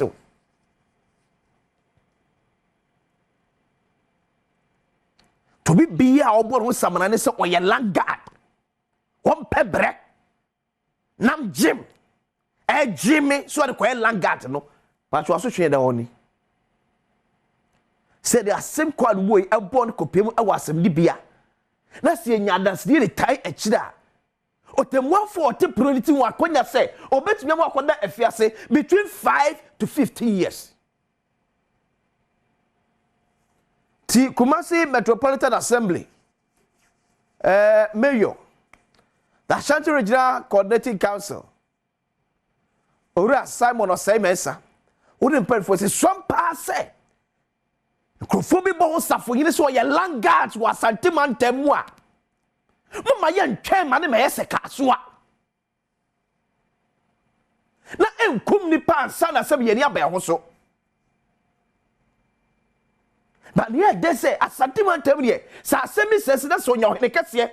So pem so asantiman nyina wura. O se tutu ababi o. E mo na no etum ne kokobo koma na hemfo a esili. Eti wo gidie ni awrehemu se asantimantem de lagas enya adwuma.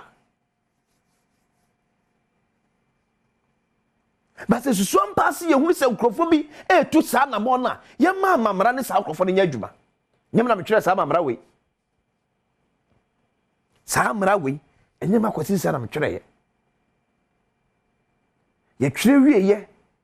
Ma hye ya foji tu mu Elkoma mampena na do dan kwakufa do ma wodin sa ehas bato ma me first page no na me tsa man for da mampena ne sa hye ase ya mampena na do dan kwakufa de ne sa ehye ase no ele be ya ma wo se on the 23rd of August 2019 date of ascent enti da mampena na do dan kwakufa de ne sa hye sa krata wi asema na me ye mra eno no 2019 to enye makosinsia ne sounti ohini bi ekuo bi ebo ho safo yine se omo de ye langas wa santimantamu a ye nyina ye ni twia ne ekoso kasoa etan abufu asefem so ba ya maka asoa de no agensem kasoa de no ya mana agensem politicians nyina wo langas e wo kasoa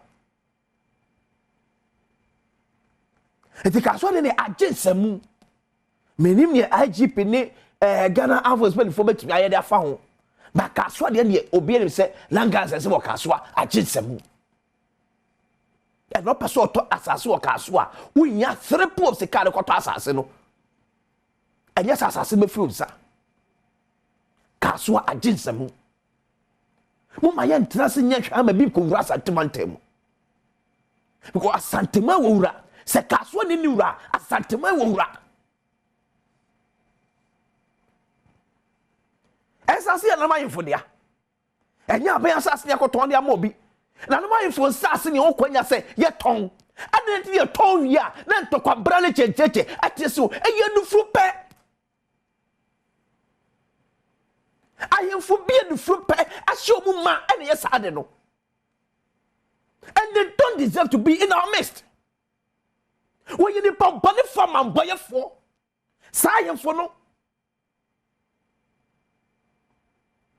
you bunny petrol come ni poor kaswa because of assassin.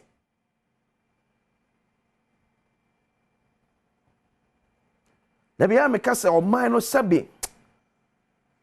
Ha, I don't know them. Gana how na no them pa. Na the man sakwa ya dem cry yourself. So on mine you would dance to ahene. Debi. Oman ya wo dwanto ahene. Debi. Ebedin. Ebedin pa, ebedin. Hello said ya mamra no ko dwanto bi akopa ache wa ma. Ah.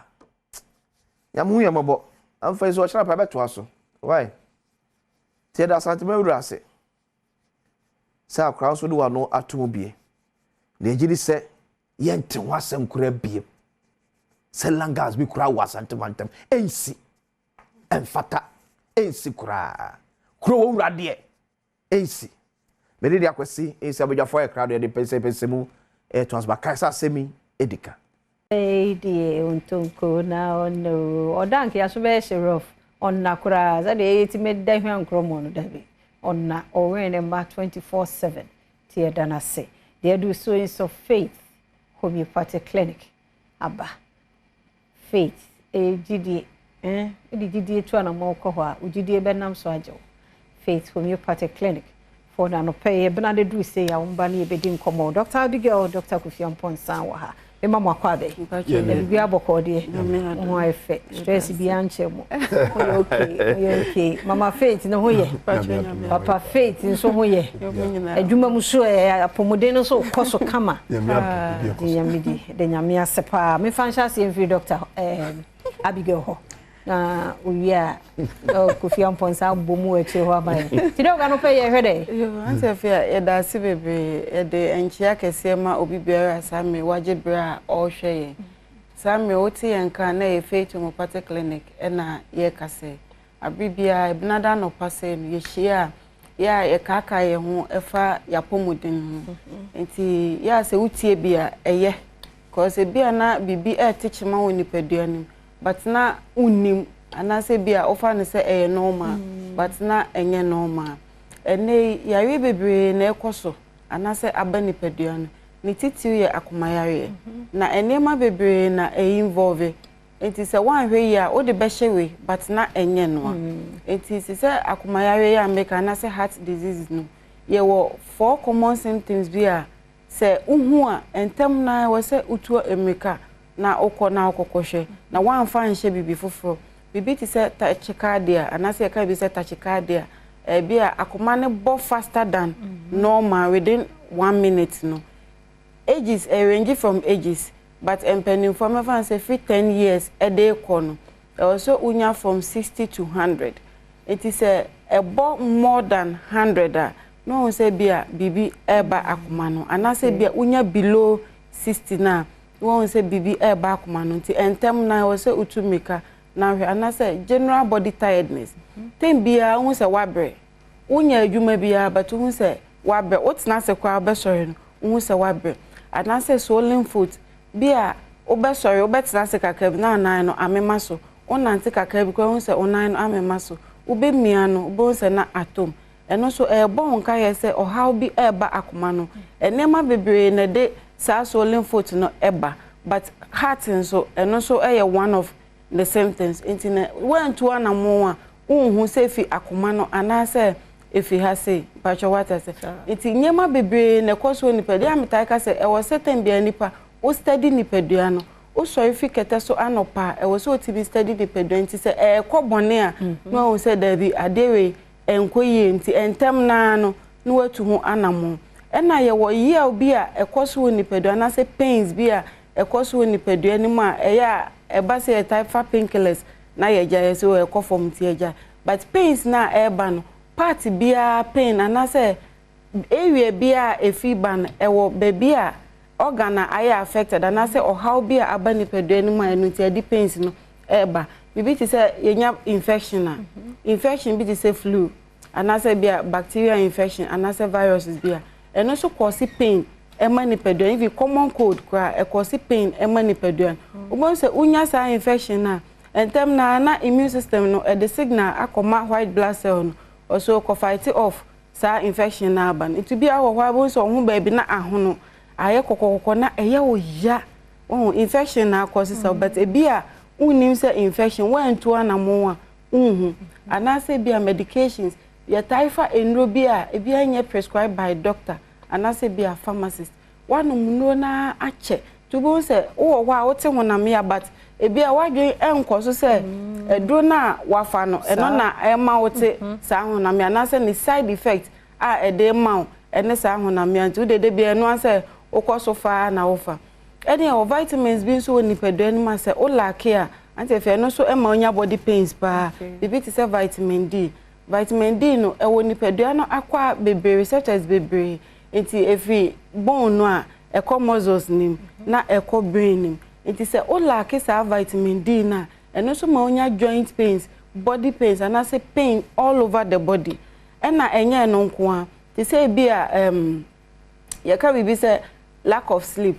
Uni parkuru ontimi enda okọ keteso abribia bo say ena no emma insomnia obepre okoda no okoda nti adebeche no na ma won say oti yia ewo nipadua na say unu say onipadua ni nyina eye oya denti na akokete so a untimi na e wo so kwa anadwo ne de nyankopon ye manipedwan se udru we wo se o relax nipedwan ni na ade be chi wanya hode fofo but obekọ kete so na untimi na was so who say bibi and a course until sent them na utu one more now say weighing in an one if you move a bribia who say a bibi and a teacher my ewony peduan. But say abdominal pain. Your phone no better say a boy, and no so any a it's one way I offer a drobe no one so mere phone emia, no one neja. But a non quano, a beer nabi and their causes are pain, away your phone. It is a 1 year with your more, who do ever so I am na yoyan wafedu. And a dehydration, and so my body no, and I say nipedian a yoya. A beer best or walk or toilet, who say, why dehydrated? Nipedian, who so mu say cry, na amomwa. And I say beer will be our fit or best or officer. And also 18 my dehydrated. And I said Johnson or bed Johnson 10 and yet infection question the cause of frequent urination and near my baby and the cause. It is a way in an 1 2 1 and more. The exact problem air course so ewoni ma Dr. Kofi Emfa Nomra the wabo bosu nyina no dey na Faith Homeopathic Clinic for ebeya boye yen chair for prophetess osochia me jene so na ne tie ne se on se ye yusum fidie ye digidi akofem fidie aba nti ye gidie ne tu gidie ana mo ne bra be she fidie no yen hwe yade no de o kan nyina no enye se oba ne ne atomodo di ama si ehu ye de fidie ne be check you ye check you 36 nerve endings no ye hwe baby o how no ene ye di hu odua ye de ama na fidie bia nso a ye o bia nso wa adwuma eye efise ni pedua kwa no e bia o na adwuma eye ene bia o how abamu a de ye ni pedua no se bia ne o kan se bacteria ne ba ya ono no oba wo ne o beye se unya diabetes e wo de be wo kidney nso na how abamu e wo de beye nti bia nso wo na duru ena ye mfa duro baako se esa ya de pi ye nya ehwe ni pedua no ne ye cheke wo do ko afidie ni mu a de afidie be hunu no etwa ehu aduru e de ma nti ya de bia wo na duru ye de ma wo so a ya de no ko emabim na de ese ne se un se ye ho no nam se yesu mfidie nti no enye se oba aduru nkwa na ese de ma wo bi o a oba kra na wo hia duru ebi o se massage we be massage ebi o se ye twi fi efri ni pedua ni mu a ye twi a eno ano no ebi o so oba ye hwe hu se da bi aduani bi na ni ma bi na ade ma ni pedua no nti na ama sa hawo na ba eno so ye ifri ho a na ye chew se ja aduani ni bi ana ye ja insa no na cigarette na eko nti ho no nye se wo ba ne ye de tim ai bi ye hu se wrong medication e ni papi ugo ho be ba na kuma bon tentem u be check na temperature no koso na ye hwa ne no bi a wano ma no odin ya ono ade ne pen no ye e na akofa sa ha na ba enti ne se u be no madu a ye nhwemu hu yade na no hu adu ansa na yade na ko ye be se ne ye kenyina ye ne ye e ne ye ho no so no uba ye nya adaje mani pedua no efisi obi ho beba no no wo chinchina bre wo no numro na mani pedua na sei obi ho beba kra na infection wo asema ye ken na bia infection ko ni pedua no wotum se wo anya mfi ba bibia no wan yonku ni pa wo no nya friye ibi o kwa body contact bi on so a onya firi okunu ho ne yiri ho na dafo ka o trem wo ni perinya body ko ena de bae ibi o kra no a wo hwe virus a ebe ni pedua mu a ono yes oba ono antimi produce no ho aje se wonya sauce ni bia ewo ni pedua no mu a eno na me ni pedua na hoden ohoka no ho no wonya kwan wo ni pedua no mu a na wase ni pedua nti ye ho no uba ye wadaji me ni pedua no na hu se ye de pio ho a e masa akwa ebi ho e wonyina so obeba no na agent bi na de ne bae say agent na ese ye hwe no ye ni free ho obi ho a odwonso a obre meme obi yini be ma so odwonso a obetimi akikamu a sana dwonso no kakra bi aba eno ye hwe obu a dwonso ne bon kala na sesa enye sa na netie ni nyina ye hwe obu ho a sadi we on show won sa ne be ma no sansa be bu no no akoto adu di asra ho obakodo de toma bonu wote awiem adan yan be ma no nsa be gu odi adu asra o mo hwe di nti amansa be gu ho obu wa no dwonso no e ba ebu hihye no ye oba bi okra no a wanya infection obi o wa white wo dwonso a obre ho hihye no ono no kani kwahie mu a oda na ye ni gisam no no kwan ne ya ni nyina ehwe misra fa namba no frey wo de oba nka wo yade ye dwuma ne se ye be hwe yade no ye de yade no wo duwa yade akma ye de mawa ebekọ ekonso a emabim a Faith Homeopathic Clinic misra number ye di adwuma no 0540 71 09 40 0540 71 09 40 and now 0244 58 38 583859 0244 583859 and now 0547 578494 Mr. Oba oyade ne menka wani no ade drogu so atem o de bra Oba ye be hwew onase na atata e pija ya o de dro asra so akotena wiemu a ewiaye ne hyema meso aye hyemu eno ye sofa brain obema ne mo emre no ye ntimi nsori ye no eno hu hia me pa because me ba na manka ya na ha me ade ya ne se bema ne yiri mu no because ne bema ntimi nsori ye ade ya ne se bema okokas ma che ne kwa na yem hye no ukofie bim na bema e kasa ne no osuru na che se bema ne mu o yeah no anti number no enti yemfa number ne tuda kuma se ye wa hene ma ko be 18 Accra had the Santa Maria and Tiku Junction. Uko Takrade ye Wanaji police station in Chompe Koforidua a police junction Landry Managers Road. Uko Takrade and I say Uko Western Regional you old as Daboga dining Chompe. Mr. Fanambani Biu. O Fanao Bar and Count Yadie. You won't fidia no pio. He say the tea biaba. Machine Bebano na prepare tino ho. Ububia no one man we niska. Ye free medical screening. Number near 0244 583859 0244 583859 and 0547 578494 0547 578494 who are crowd there for number we 0540 710940 0541 710940 Ufana Frauba Faith Homeopathy Clinic na yete one more enkano ntino fa numbers no na frɛ de akye wadwene bia no ono omudi nkoma onwadaro mo onimute obeje so ukɔ so mbehwe okama ama ho atimi ato afa yebra no so yem birthday celebrant no yemfa one more emre na happy birthday enko Emma Michael Boadu Oye police officer wo go so ahafo mantam no emu Michael Boadu happy birthday erade onhiraw erade nyo kese omo asumfra dumu nkwa dumu osi se ubeye nhira wadwuma homa ohaw ne esan bia no hwe so da emfa umra asum GMT Michael Boadu police officer wo go so ahafo amfa ne rank na amade ntino no ano no ba fe ono so ye posi ni ye e go so divisional police headquarters ono ni detective Rebecca Safako Yarega happy birthday enkoma oba sidie e mani free wanu muda radema unsresa wa pomudimu sikamu nshira ene enumunyam promotions emra wakwemu detective Rebecca Safako Yarega happy birthday enko emma Afa happy birthday nkoma ochrewa ama ebuoko mensa happy birthday nkoma erade onyo kese we fixes teacher wo second D wo takrade ukunu we show happy birthday erade nkoso anu nhira na onyo kese usisi obe kese pa ha we fixes teacher wo second D college wo takrade happy birthday afa mia meba Francisca Usu ansa ye freno ekuabanana owo NHIS Mampong ene na woda happy birthday Franka nyame onhiraw nyame nyo kese omo sunfra dum nkwadum sidie mano empa wenumoda Francisco Usu ansa ne momo ka ekuabanana obi abehu no ko NHIS officer wo Mampong o te ho kochi ni pastries no so de panti ya contact no nye bi emma afemia me body engineer Davis Kabute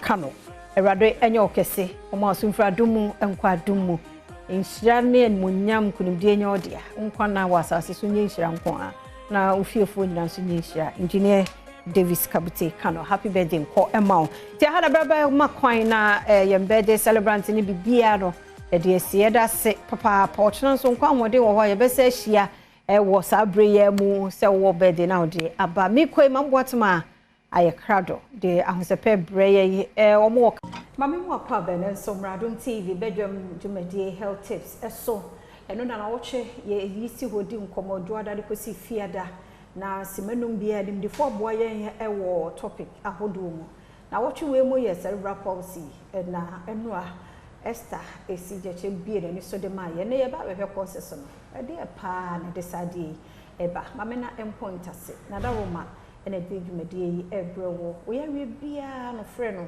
Dr. Wadaje ne mrese obetio na wa ma ho akwanche ne afutuo ene apomuden so 0244867068 oba Esther Ginedra de ne to so na wo twi enkomo oba ye mo akwaba yeah, na se no abo to for my na mo questions bebre ba minim sa de chia ye beto aso ntiro na me fa enwo ho na e de na de ba okay ye nyi se ni mu ana se de na course nti be ma kwada wonim hye na wakonya problem ati se ni asem na ade potin de cerebral palsy e ba na sana me ka say e damage to the brain se bibi ekọ ha adrenal na ebi wo ho no ma genetic malformation.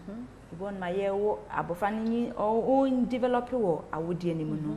Enyama bi maybe either say mama was exposed to some radiations. Okay. Ibon mama me no edru bi ana ensese ofa.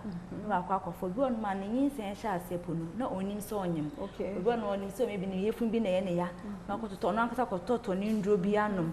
Bi wakọ nunu ndro bi enti echeko be hu se yenyinse na maybe nyinse nya be 5 months enti na maybe ndro bi a wanu no those times no na ansha nye ni nyina but ansha na senya brain no ebe develop ewo yefun ni mu no na akoto chima kakra enti bonse na ye be wo abofa na bi wo no ebe wo abofa no na meti ankasa kwa ye kitikiti ye fena microcephaly so witini swa adwene kwa so ehemu no obi also so ife bibi hydrocephalus bon so be ye be wo no e be nkope no enukwa ko tan ultra scan to be mutumi hu bon se na ni ti no ye kese eno ewo ni enti ye kese ye nsuo bi ewo se anka efimu a entumi enkwesa ne koba sa nti eni nyina na ma pressure ekọ adrenaline so nti ebi wo no ma ye fumu no etimisi say abofa na adwene ni develop ye nti no be wa abofa no na abofa na enya cerebral palsy ebi wo so a ebe develop ye wo ye funi mu nso awo ni mu no na o how bi akoba ebi wo no ma prolonged labor and say ebi wo no ma abofa no busna kod na chechire nti na ontumi humi ye po ye funi mu nti ebi wo no ebe wa abofa no nse mpempi no nurses and as midwives job of wa abofa ba ye na ese osu but gun sa abofa bi na ye be wo no na onsu timu se na midwives no mo meni se on be yema abofa nesu abofa osu ne chese onya so na ese onhome pe na ye se this my nyamdi kan se ya adwene ni wo ho no ma every time bia enya frama enya oxygen intino se abofa na ensu a bo so mbehwe na ne homie ne so ensi susu a bo se kwikwi no makoma ne oxygen nti bi wono ma se o ma ntimi anye ne ntenten na ma ne oxygen nti na no so ensu a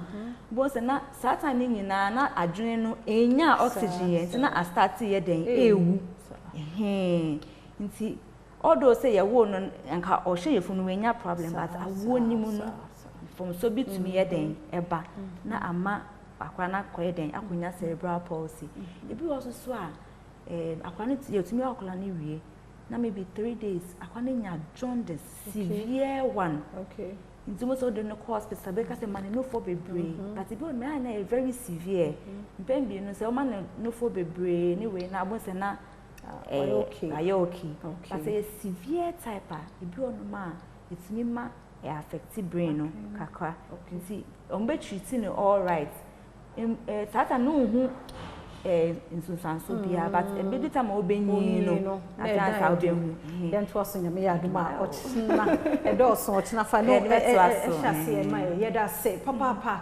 enkoma no mehu se wani age ho ye ntie ni ye pa na emoye na ye nyinsem mu no ye very careful obi kura de obeka se wanye hwio no hospital no mledo ye ni bibia so still and they just nyame eni be hia na bisa no fasedama endpoint homeopathic clinic na daroma near the ebrewo the number no screen na se frɛ no na de ha wadwen akire wadwen ene ne hu nkomo adepache ene won kwa ochena ebeto so esa makwa babiem emfa emra bedwam dwumedie so on Adom TV live on DSTV channel 280 Go TV channel 119 multi TV de kibo so no o hwe live enso e honum saa so na ewie ni nyina e kuchere nyina in a form of audio e de ato podcast ya obenya bi ahwe atie so e honum te se wait me ahwe throughout e bia onam kwa so e kwa adwuma e bia wo frifie akọ baby bia wo free office akọ bia unya mbre in your own comfort time wa obetimi akọ podcast asache for Adom TV enye na de nko na previous ones nyina no onsa betimi aka no wetimi ahwe ho nti all social media handles baby abeko bi Adom TV you stream on Facebook search for Adom TV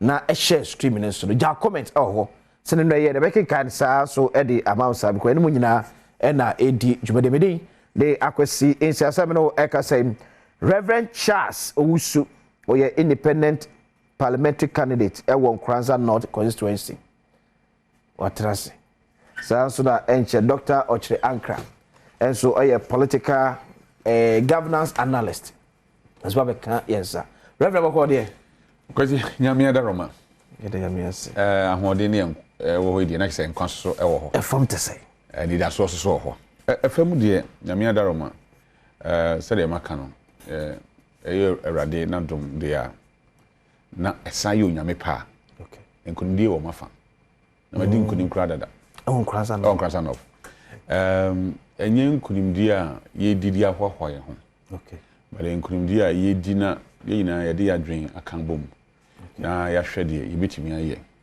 apeja Kranza North adum pempen so a esese edru mpenifo se prayer we ba ko a etimi bu ma na yi de mo muka dodo ni na bom so a ni bu eyeden nti se yenya adwen ba ko akon ba ko ne ani da so ba ko na ya teteto niema na yi ya manyo sem eto nchen na yadwen yekuru no ho a ebi se okay kan tro sem o se ya hwehwe osoro ne tere ne kane yeah owura no se de aka yina o de beden o de be kan sa na se abrabo hui niema ehia yen kese pa na se yebehu yemu se nipa ba ko okay yemfa amanyo sem nchicha yemu in fact I hope some one say ye to abayi MP na say either we MPP and we NDC a bibia e ba na okohwe ne nkrofo yeah nanso on representing nkrofo or representing the entire constituency and the me person representing Kranza North fiejafo me representing nipakuo bi okay na ma say bibi ne be ba na say so binya so mfa so kra na agi say okokohu obi a oyesa amanyoko nipa aso ti banya so mfa so me hihye no I think that nyame ya adom na ye nyina kan adwen boma ye betima raise professionals from our area okay emfa ho no be nipa ne free emfie nan bia no se nyame ya adom na yetimi raise doctors free area engineers ba physicians ba lawyers ba I don't say over in Kranza of the whole constituency and potem ho you can't even boast of a lawyer which is not good. Inti the mainstream nyina no say enipa dodo nyina ma yendwin konkane na this time round yemfa ya manyo sem cool no yemfa nto nchen okay na yenwi yenkuru ahodo a wo yempotem okay kwasi no say the yota aka kwan ho sem in fact no kwasem ni say aban bia ba okay to fachem na menye adwuma akra wo fon so mensa na emeto aso emfa mem kwa ma so na me Onabukojo upon Kroma on a minister for works and housing and country and commerce. Saba for Bekaya Sagleme housing project no. Abane betu just say be edu no. O here and crown crebit me abwa. Edu ababe shim no motimi ato aso e de frene wi ya ton abofo e de amagana adehye. Eno na penfo sha se odi ho dwuma wo bie mu amagana fo nyina eho. Yemisa se munchire mu no ankasa ene se Onabukojo upon kwa tie ka no pa ya. Ye mu ache mu akwaba e de babe dwam dwuma de so. Akozi mejo so michia oni wonu anoma yedma amse me unse me nua Charles wo studio michia ono so anopay ani wahwefo nyina ate yerase Saglame housing project see ye kase ona mo nipa sei ananyumeko se na abede se opeso partner by me wiebs up edan wozi ma me ma ho ambakosem kakra na me yi wasem na no Ghana buying na era John Dramani Mama edano and a couple of $200 million edema contractor sɛ onsi adan mpem num 5,000 ɛwɔ Saglemi na yɛntɔn no bua ɛwɔ fam deɛ frɛ no affordable housing ɛma Ghanafoɔ ɛnya akwan nto bi no munya baabi mfɔ mu ti nto na nka adwene ne adwene pa nanso ɛkɔwie akyire no asat bɛyɛ 2017 yɛbaa bɛn no yɛhu sɛ aban no tua $200 million no ama contractor no na mmom adan mpem num na ɛwɔ sɛ contractor no si no wansi deɛ ogyaeɛ yɛ 1,506 apem ahenum ɛne nsia a ɛnum po no yɛnwieɛ ɛka sɛ deɛ nti a yɛnwieɛ no sɛ dan deɛ wosi a nneɛma bi wɔ hɔ a ɛwɔ sɛ ka ho sɛ bɛnyɛ dan ne si hɔ no kɛkɛ biribi te sɛ nsuo biribi te sɛ anyinam nkanea biribi te sɛ agyananbea de abroni frɛ no sewage system a sɛ obi kɔgya ne nan a ɛbɛnya baabi akɔ obi te third floor ogya ne nan a sɛ ɛni sɛ ɛbɛtɔ second floor no so ɛwɔ sɛ fa sewage system no abɛsua kɔ saa nneɛma wei nyinaa no wɔn anya nka ho nti 2017 na minister atakyea fi aseɛ yi sɛ yɛn sese ne yɛn ho sika ahene na ebɛhia ɛde awie wɔn sese yɛn no sika no Ghana Institute of Survey sese yɛn no ne hia sika bɛyɛ $100 million na ɛde awie na wɔn fi aseɛ ɛtoto mpanimfoɔ ano ɛno na ɛnna mi no kasa mpanimfoɔ no bi gyina court a eyi wɔn ano sansa aban susu sɛ sika no bi ebi fa baabi nti na wɔn ntumi awie no. Na wɔn to aso a minister Asenso Buakye baeɛ no ɛna ɔno so ɛba cabinet nka aban ɛma no tumi ne sika na nkɔnto aso nwie. Okay. Aban ma no tumi ba aban ama ne sika tumi aban de ma no sɛ ɔnkɔpɛ ankorankora a wɔn bɛgye pene sɛ wɔn ne aban bɛyɛ adwuma na bom nti wɔn de wɔn sika ɛbɛba abɛka de aban aspendi deda $200 million na wɔn de ba abɛka wɔn etumi de awie. Fofi Antoata no no fee ministry wa mesme bae ti eba mse February March ni mu ne yekoye site meeting wa Saglemi ena April ni mu ye issue the abone friend request for proposal say we are seeing na ubi a wo sika ne nimdia betumi ne Ghana ban ato abasako mu ewie Saglemi project netumi bia no amasom Ghana for no bra e share that say enra no num ena obi bia nfa ne krata mra ne bia no. Throughout the process, no companies be do, and be figana be fiamanone on buy so omunya on bay of course Saglemi koshare ye assessment no more proposals ni na tenra no num na yesi nkonya no companies enum ena e buy miensa eye omwankasa om companies mienu de companies ahodo na aka bom to ne be friend consortium no aka bom no miena de om krata breye. Disabre yɛbɛkɔ through a process na yɛyi deɛ wohwɛ num nim nyinaa mu a deɛ ɔsɛ fata sɛ sɛ aban yi ne sɛ ɔne yɛnyɛ adwuma no mbɔ mu a wobɛtumi ne yɛayɛ abom na afei yɛne no by the end of August yi yɛtumi awie krataa wɔ sɛ sign ne na Saglemi no yɛatoa so awie abia no Ghanafoɔ anya so mfa soɔ. Okay. Eti sɛ yɛhwɛ ne sɛ aban hyehyɛ mu na yɛbɛnyia $100 million as of that time private sector that but almost the same amount of money na ever aban chefa I was $100 million mu no say Sabri the ani here no 2017 no the estimate is a cost kakra so say fiti Sabri no say time na project ni wie na nkofo wi aniama o ne ade okay enti yesusu say baby a kind of cost kakra no de ade di kan etosumienu na aban di kan boka $200 million. Simple say $100 million na yehwehwa na kyerɛ Saglemi no be wie no na $300 million. Nti aban nsam fasika foforo enhyem ti $100 million na aka no ana sɛ 100 no se bi bɛka ho po ade aka no aban ni kyɛfa bi ɔde bi ba bɛka ho aban di kan tua ne kyɛfa $200 million na no na wɔn ma aban di adwuma no ma wɔn anya adwuma na nwia Omaji Kani Nevi, no Maja 1,506 uncompleted units. In the $100 million Canada, a buying each of our. The moment we are the Vienna, Saglemi, Juma, Sikabi, a money, a Pakra or no battle, or no better in each of not buying what's in each of Ha!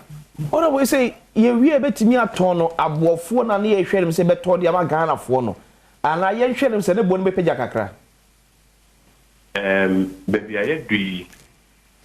ye companies and 9 abrofo accounting firms akese 9 or muba kona ye di adwuma no be hye ne sa so hwe nkrata ne mu nyina na on choose the preferred bidder and onye the abonifa evaluation on my evaluation report my time so abogana nyina obase ye pese transparency by ye adwuma ntino nkrata enu mu a enra ye sa kan nyina ye be to internet no so ye be publish 5 bit me na you ya publish evaluation report no na we are near nipa obey preferred bidder no ye na ye negotiations ye ni so ade ho ne say ye be wie saglemeno na affordable still ye wa kwan bi a isusu say betumi afa so mana ye ne sa it is say ye be negotiations with the preferred bidder intino mean to ni na di the american say ye ni so ade ho ne say ye be wie no ene bo no enkoso bebre America kra wadi e wo minister meja kwa mo akoto adwumade so ufi say ye betumi aye affordable housing ama e wo Ghana ama the average Ghanaian worker etumi atobi ebetumi aye ba adan esi no so the ba fan say sikasem addition mo economics mo ye wona fenu ye wona supply side ne o si dan na ma o si wi dan ne boy ahe ena ne o to dan demand side ono so ni sika ahe they can affordable no both on the supply side and demand side. I will see a boa ma dine be not any more enya di bebre. Say anya ni tani ja private sector so more inform sika no live the incident na be we na dine boy de. Enti enema hu do bi o ha yetumi eyema dine boy bafo. And no enema e fi ase aye the last week the first housing conference I tre akwanua so a pese faso incentives a pese demand private sector the private sector no see dan na dan ne bo abafo at the same time no so no we see dan na ne bo nya din bebebe no ono so kwan be no be faso aton dan ne ntamanya ne sika enti on the demand side no kwan e faso aboa banks no na almost we nya pension funds ne sika sebe ne bo fo na ye de abo obi besia mana to bi no and also I need to share me just me about studio my idea but the point is that yes you bet me a housing no man up down or be a last thing I can say and this agreement President Kufo affordable housing project fear no na ba ko akwedum Kufodua that bring me no ka say after all of these years and also Nyamiadom as part of your program say resume work on all outstanding projects no you need 3,004 and to one or more NGB and also better say yakufia say ayefeniwe and was set up suban we are project you start say aban go be about abandoned project and we see jai say you really other thing corona fi for aka we no and also to me I ma ye nya dan asum Ghana for ora ko jo pon be da piano pay so nya bredi amai Minister for Works and Housing ora ko jo pon kuma na mte say yele no etwen enkomo no Doctor akwa ba bi boko de onyame de ache yede ya mes aka ni aka se bibia da na akwa bibia the greatest testimony is to have life won kwa wade nyina yes you wrap up on Nkranza yes the na me kan nyina ne say abrabot it is said dame yeah hyehyɛ wan hyehyɛ na sɛ o hyehyɛ na wan hyehyɛ ne yia tokro bedam tokro bedam ke sɛ ebidiu enti baby yedu no ɛsi etimi hyehyɛ ne ma yie ɛde boy impatient so there you ataka akwan ho asɛm in fact unam Ghana ha bebre obehu akwan hodro a aban de ne nsa kan ɔyɛ na yɛn de 8 years ni almost na chira me te sɛ owram pani Mahama ɛka sɛ 7.7 years. I was 7 years, 7 months. I said, but on kind of 7.7 years. 7 years, 7 months. I can't want some idea where area. Because see, ne how ne say, you tourist center, okay, which is Badwam Fima. Yeah. Now imagine say, you the only place are monkeys, any edipa, edibum, or Ghana. Oh, few meet me, no one will be almost the fear. Efekeke na obe drive from Accra to Busia from Accra to Busia not just about 4 kilometers pe na wuntimi mfa o ka anko o ka so betima ko o be ko bi nti ho fa so be na yebenya abra eye bibi anyame a gift the ama area ho ne oman no free tourism say ye kwan kọ bobin fiema sika hodo de beba oman mu any importem in terms of tourism in terms of tourism and then especially even kofo awo kurunangasam but what drive from wherever in Ghana be about 6 hours 7 hours akwakudu busia just about 4 kilometers per wodi be ko akwakọ be amono no say nsuo to a wo ka ntimi nko say wodi agro a wo ka be ka okwan mu eti buses timi ba I mean tourists nkola school for ne mamba na obedu nsuo to ya na obi asan dan ne hode eko these niema nyina na hadrian e be say new opportunity na yetimi bohu dero kese na yede adesede to aban anim na aban o che oman no sebe cake na japade na otu na ni so aba behwe encranson of certain is when you say your road bi o ha bridge was no I don't know who they be when you hear sir ofin encranson in encranson and a bomb back the encranson south and encranson north you hear north okay doctor dem you say about area hodan na ye won suo ha ye fe na fia ntina ye ho no ye fe na fia eja na say fia na chi bridge na I'm told say omo ye in 1930 and you can imagine any NCCB I say doctor omo bit me affordable house some I mean chia on etie no mo hwe o see enya ye honte ase the meaning of affordable housing okay say ye ka say bi affordable na say sika wutua if you are katuam no and say bro 40%. Oh, okay. Na then you be a to me bonobo. Now count be 5 years salary ni nyina bo mu a enye percentage a untumi nto. Nti na it ceases to be affordable housing. We must just get it clear. We are deceiving ourselves. It is not affordable housing. So what in America? Okay. Ya ka say sebi aduane efo a enemre ya ka say aduane efo no say obenya 7 cedis do didi. Na aduane ya say enkan no na efo body aya toton aburo aya toton baako 5 cedis 10 cedis a enya affordable anymore. Nti asesa yen hwe kwan ya fa so a ye betun aye dan no ama ne bo no enkosropi. Okay.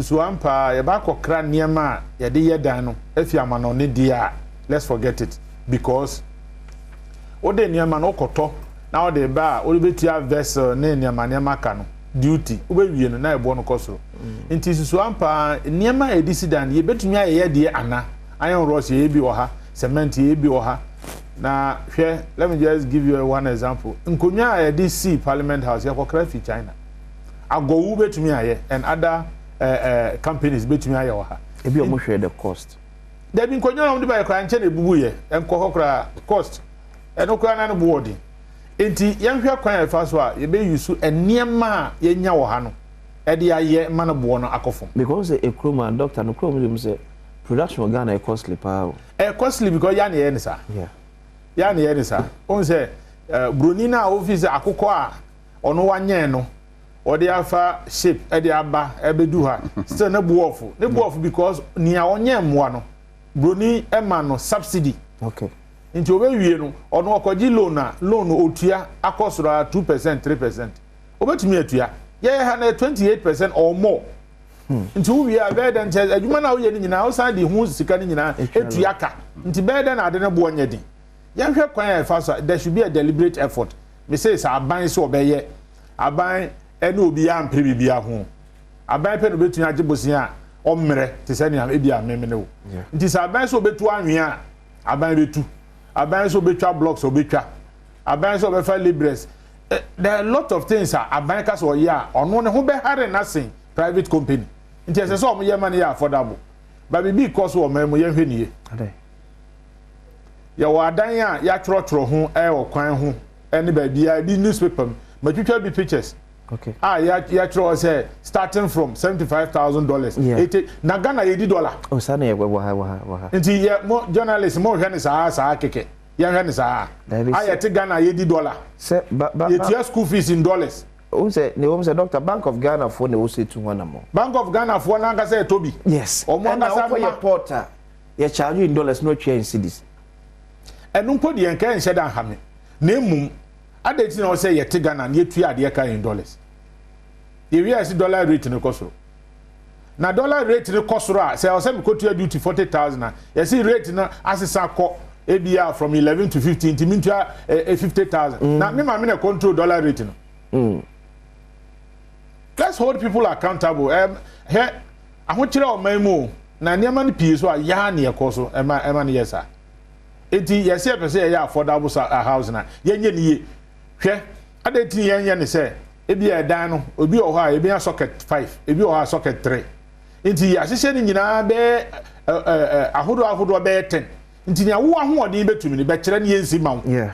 Nti enkoba se ni nyina abo ye pɛ ebi a 50,000 180,000 200,000. 70,000 na ahoɔden be so a ade na men kyerɛ na munsi ɛdo ma me within the same enclave.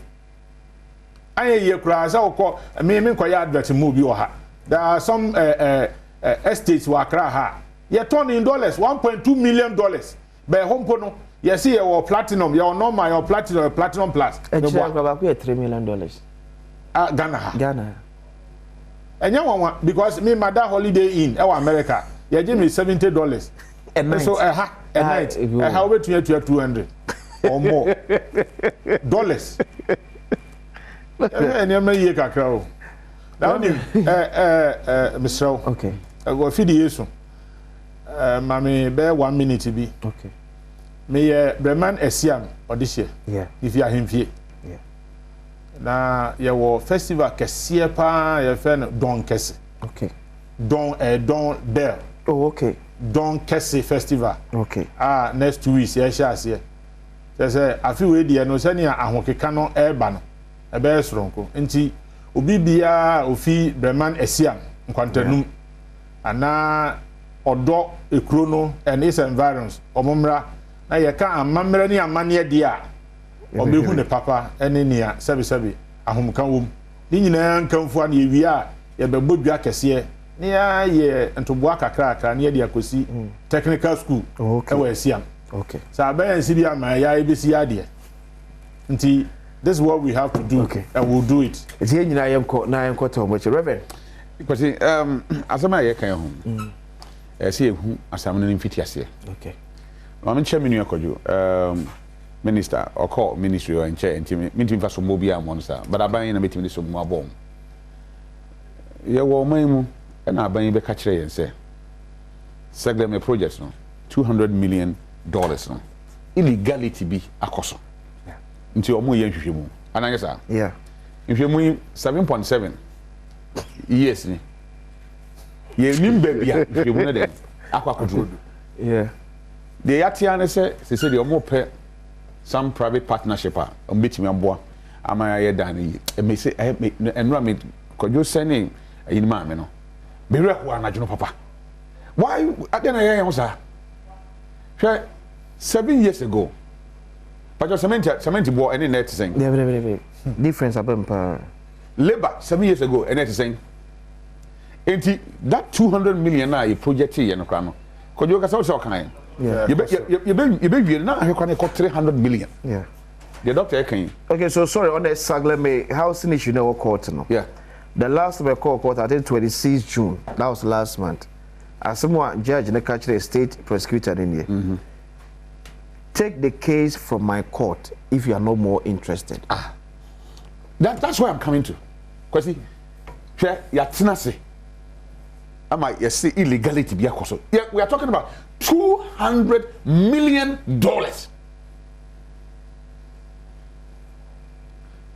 $200 million.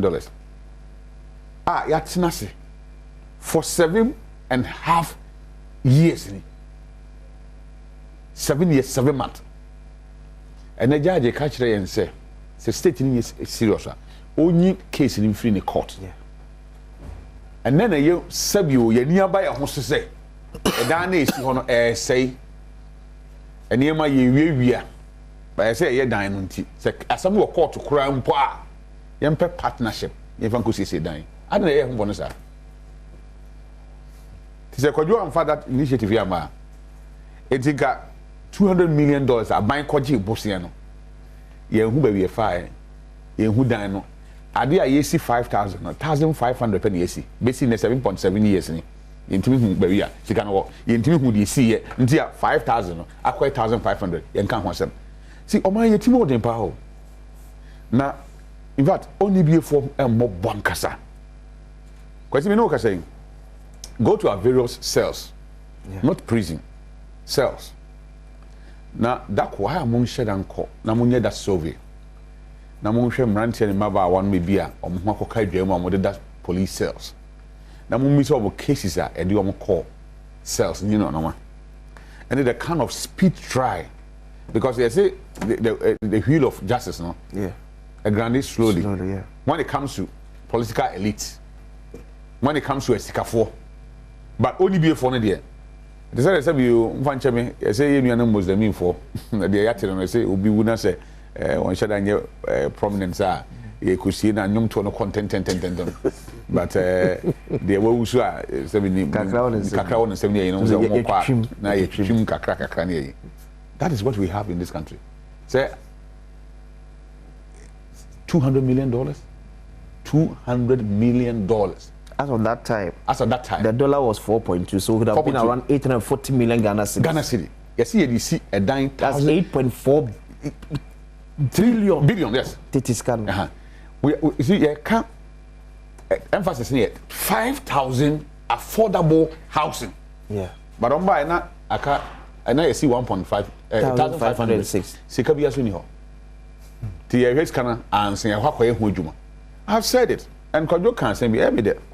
If Omunyana de be adwuma because aban omo na yesa ni ma no MPP owura ko 4 time your project bi another buy na we complete your project Mills Mahama time anke bitima a complete ansia ye foforo aka ho aban ye ni nyina na wa complete makọ kọhwe de wo kofodia no okay makọ ewuram oman sika ye tete to a ye se ni sika ye si dan no jag wuram. And I feel that Sebi, young minister, Wabaha, who say now that or partner with private sector now, dying bit my home marrying, I'm na ye. Maybe if a do baby, not doctor can't say Mr. Buying to me, I be a Ghana buying.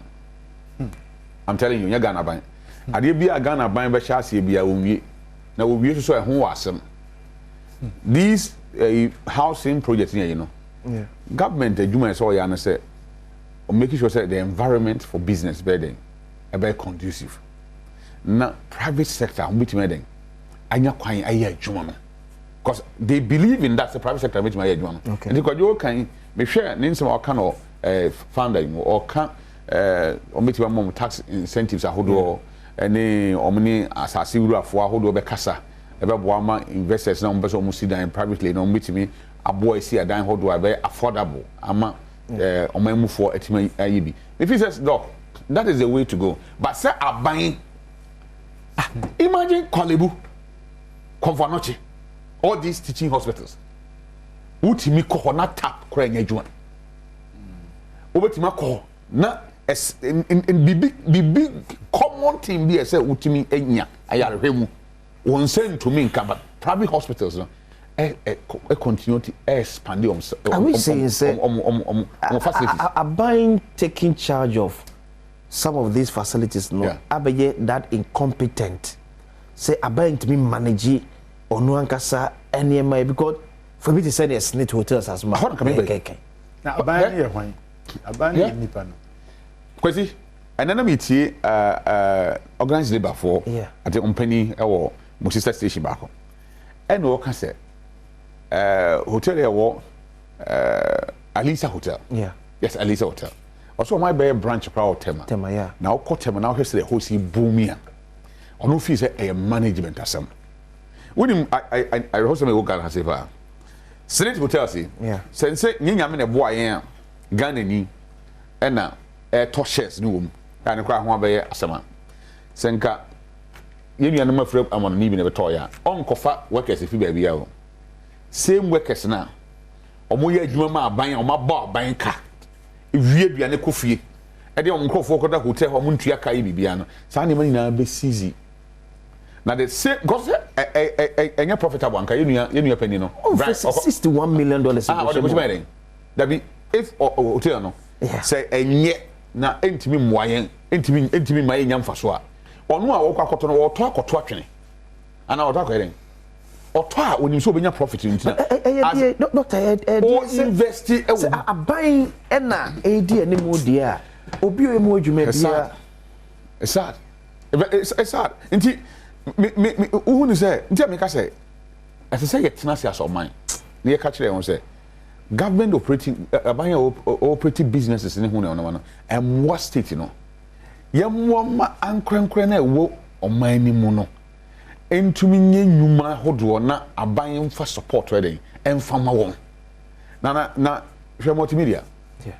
Join Kwane Bayo. I think 90 that'll be 95 96 and then all can a radio one summer yen ka Ghana in Africa untimin kasamfa radio stations broadcasting radio stations I'll be multimedia run by one person I will have vision now or yeah not say look at how many people are around this shift doing. If you tell say if you member name in your bio to nipa miensa na take camera back on the echi. I'm telling you, go to GBC. A quick one to GBC one you be na mo work. Anambwa, me no so me agree. GBC. And so more at lost. Is a kakra. O say. Is a kakra. O say. Kwasi GBC. Kwasi GBC running at lost. Is a kakra. GBC. When was the last time I worked GTV? And then my own planning now nka staircase kura your father co studio ho kura what was the last time staircase na your father co studio because you bet me aka okay yes you go be hu because I know you aban dia na aban so you meme ne wo nti na bet me aka sure ye nsuro what you say rewards and punishment yeah that's the way to but see you kwakoye you be done no NDC MPP ho ni make o say adentina aban ya enye ye na me solution rewards and punishment omo a eya ade no ye mo maba so omo nya ade no ye ntwe omo so it's as simple as that very simple so what I say ye wo laboratory centers wo Accra ha ne Ghana ha omo ye adwuma nya mu mfa so yes sir yeah Kolebu na teaching hospital ye training lab technicians sure ade tia Kolebu lab no most of you know test na so omo ye no mutumi ye okwa na ya kire upia bonten ho a container no nya ba ku no nya ne toso miensa no adatina nipa no o kire wa kire particular one akom o interest o yeah let's speak the truth we know where any secret why do they run their own down because madam are you free yeah here Tantra Hill Hospital the same scan onya no or the year expansion the same scan onya ho no or the year or top machines eka ho na Kolebu ya baby a say ko butumi nyeska di bi ko ma ban so fan ko bi hospital baby for so be ko na elevator e wo maternity ward enye adwuma o am yes so wa ko Kolebu wa ko ho say ko ja ya reda na ye kase ko fa dwon so bra wo be wura washroom ho dwon so ne ma emma e say nia e say so hwe ma ye clean ho no enye na sep Dubai airport omo clean ho washroom no e ho omo office ni washroom ho ndi say wo be hwe me ho abon ho na ate Uni akonya abonten o. What washroom ho na ate. Nti obe clean sa akopem me ho mmom. Ba de ha no nipa no wateke se wa cleaning so oboa nsuo no de pete ho. Yemfa system ento ho se se so obi ye adwuma na wanya ye betwe na so. Me manya kwan akira ade o private school, ma akira ade o public school. Private school no wa ma Mr. Oduro be ko no watwa ebo 8 no watwa ase no wasan.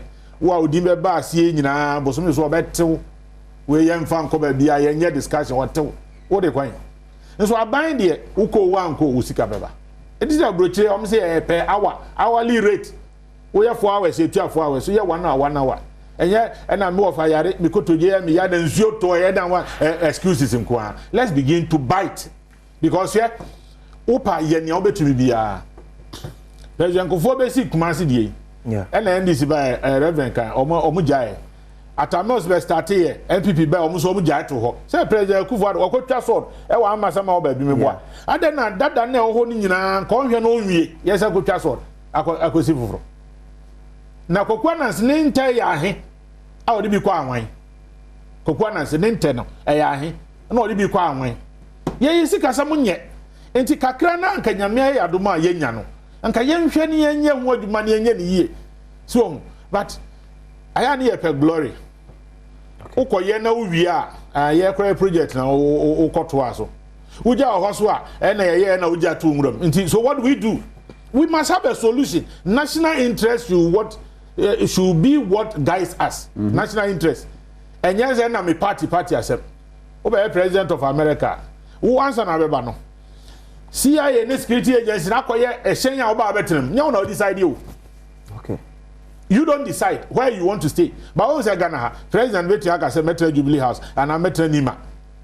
Metro Mifie, President Mahama not to the fee. And Sana what is happening? There's no order. What is that American President BT baby that? What they catch me? Yes, so you go to the White House. And then I had the President decided Hana Metro, Hana Maintenance. There's no system, there's no structure. Now the most powerful president in the world is one vehicle. Yeah, President. It is not about this person. What I say, personalized. No. President Bia Betrangana Bia from 1992. President Bia no less than 3 vehicles to himself. Oh, you see Benz Kakra, no, you see Lexus Kakra, no, you see V8 Toyota Kakra. We are not serious. Doc, we need a friend saying. Obiako we are transformer, vehicles, tour. No punishment. Inti a China na chance amezo me hu generator member could now cry. Na san ka obi refi en ka ma obi sa menua kojo menua no. Vice President resident na esi room ha se. Wo sa child wo ko fa sama. Oh no, wo ko police headquarters ona. Aka wuram. Esi wuram anka. Yes, that see say the map the sitting vice president as official residence. Esi wuram. For the past 7.7 years. And I was saying, say, okay, see, I call Gallopers BBC, local government. It's what pro. Now, near 2 months. No, the second Gallopers near you, a ambulance. And also pro. And the ambulance is your, the come watch me see. The all court. And he, you bet you humans where we know. After you very much, you become Kusinku. Now, the corner tree humans. Now, I did not say. For so be a maso. Meaning the rationale behind some kind of thinking be a penny for no year. When you are buying be a baswa, you are buying one. Or buy a project in a jay. I didn't say a audit. A special audit. No, my special audit for 2 years. A balance was or how many years? 4 years. 4 years. And 2 years next, you know. A fair near Kwayama contractors because what committee with the contractors? Won't mean you finish them. And the Obabana cement here 100 cities. 2 years, Obabana cement the cover 300 cities. And the contract some now. As an KB 1 million Ghana cedis. As a Kwabi about 8 million Ghana cedis. Now I buy a pescatria. And you buy one. Now I buy a pesica. And you did not cancel me. Actually, a country budget crying your budget support. Otherwise, you need your budget. You hear budget support. Na kanya sanka, some phone crofobiti kroma sana mukase LGBTQ plus ne hona no mane yina. It is because of the budget support you hear free obi kuro so. Ade abe so bibi so. Enti na mo de bibi hye ye kon. But meaning what is happening that abide opposition. So they know in the President Mahama asemi.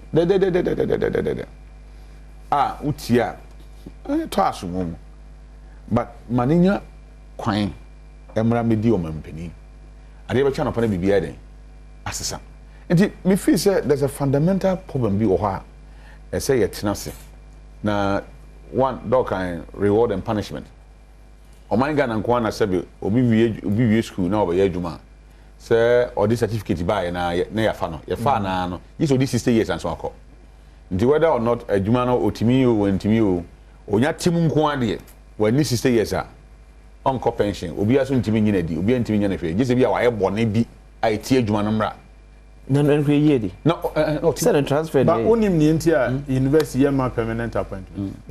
So onim obia o child wo university obaji so wa chira yo 30 years and tisa ase ne hunu no. Wo appointment is a contract. Okay. Nti yema obi 2 years, obi 4 years, obi 6 years. Ewua ana ebewua. You now have to go and justify why you should be maintaining the school. Okay. Nti my research is say o research na papa na nya papa e be kopa na mama hwem na me kira de say miss supervise ye kofa djuma waye na ya ka say ni senti Reverend Charles yes am another 6 years obi e be man 1 year obi so ye money renewal free hako. This is what happens in all universities. Check. Because your sustenance is based on performance. And it's a one perform here. And once you get out for now, but I say you okay. Nipa no kwa just 60 years. And they say oh yeah, there's performance appraiser e bi ni ho. Key performance indicators. Why na set? Now all set no kwa onti ase. Say susu ampa me ko adwumene. Then na oye odubinka. Mako ebra ma brepa. Then 14 na oye ontubinka. Nso wo so abre. Because we are running staircase and what police. Public institution who can no we kasa no miemia no phone. I'm telling you. What you say? Eti we must have a attitudinal change. But no enya adwuma no. Let's begin to punish people. But Dr. Bina Woke say private man say 1 2 1 you be wedi. But aband the ye dey say be transfer. Say na make no say you say aband the ye twin form. Enya wo de anya me dia. Hwe aband adwuma mu kɔ na ye de ho ye adwuma kɔ be to di adwuma moro. Yeah. Jama adwuma no dia papa dia. Na sebe tipo nkoso bi a no ompese o man be ye no mo say bu abam. Enti yenya ne say we cannot just say obia Benjamin ni bia anya adwuma ye. No, we can't say that. It's omo aye ade no. Let's find a way and reward them. Sometimes one of the best ways me as a teacher me hwe na ya kwara bone ho adwene pa na my course class rep that be our teacher to nim kwasasem. So what you say? We have to begin to work differently because if we do the same thing all the time we get the same results. It's a comedy because a kwan near first way for a second edo half acre no 40 years ago any year in Nadia 40 years yeah say no near year in Nadia any a comedy see mum ye meto machine and meto me dia 4 acres a day there any aduane beba. We have to change until you all born home modern your mona baso obey ultra camera only minimum I have no help for over 11 years here. Okay. Enti yesi o multimedia why you adwuma pa adwuma so ani enti e bia ye mo TV mienu fa ba ko bo ho fa ba ko bo dem obi so te ho a waka se me yere me ho am so menya TV e bia na ope TV enti when na e be hye ne kura mu aku no so be adwuma ene ye one ni o anya de na e pam no obi say ma yere me ho a ye be pam me this is the only way to go because ubetu ni fan for ontie say krono o increase o salary a o meji akrono enu po na ebe che na nu mbedie wo wia de dodo na nya di nya wanwa say sports minister ye tournament on 2 occasions muma ye hu sika amode komo budget o say me mfa nkyere mo waka ne tra okọ ye ne den let see ye sika o me ma sori ahomachefo e ma keep papers ni ya teme hu income tax ye to wo yam to me show. Yeah, this kind of cause young fan ko bo man ho bra na dey am say what are you talking about? Say you can't tell us the budget. No can what can we okọ. Nipa ba ko to me sorry and I me enyi roto bi o matwam. Really? No bi aba chirem. Oh, it is just 57 million per in a year. 57 million to me here as a man can say kwan. Et me ya obo ase dun kwa kwan. By kwansan of. Et me ya kwan, et me ya asiam kwan. And so you see says can nye atuagu na o jam mabokina for the car kese e be fire kwan so say no say see am car na utumi and driving fee and Kumasi in 4 hours. That's a joke. The Kumasi kwan say ya into the sika na you say enye no anka here bia yan fanya photos no are we not better off? But okabana need to me kokuduro so o man me dia Ghana enye work and pay o Ghana no enye work and pay. And that's why we have to hold people responsible. Unfortunately o ko kan na okasa do sabio mpani manimwa nipa ano ya de drawing ano ya de den ya vankasa na tama president he ka say we should be citizens no all treason we should be citizens and not spectators I say me enye hwe han e ma ne man say na kwa bena ni ba bia bedu bia wa bia ozep no wadun so ko he do Junction enwura pa yesumagu ho meanwhile your assembly ho assembly na adwuma ne sen your DC your MC not ho was so condition obi kura ba ne laptop kura ji akwaje fika mbre no let's begin to punish people say MC yakodu office 10 o'clock of ahin okwa inspection and son oba and ofinifie who is checking who watches the watchman in this time you say MC beba 10 me engineer me so ba 9:45 at the end of the day what happens or man say ya na be let's set new standards yen change ye dem makakra with the same people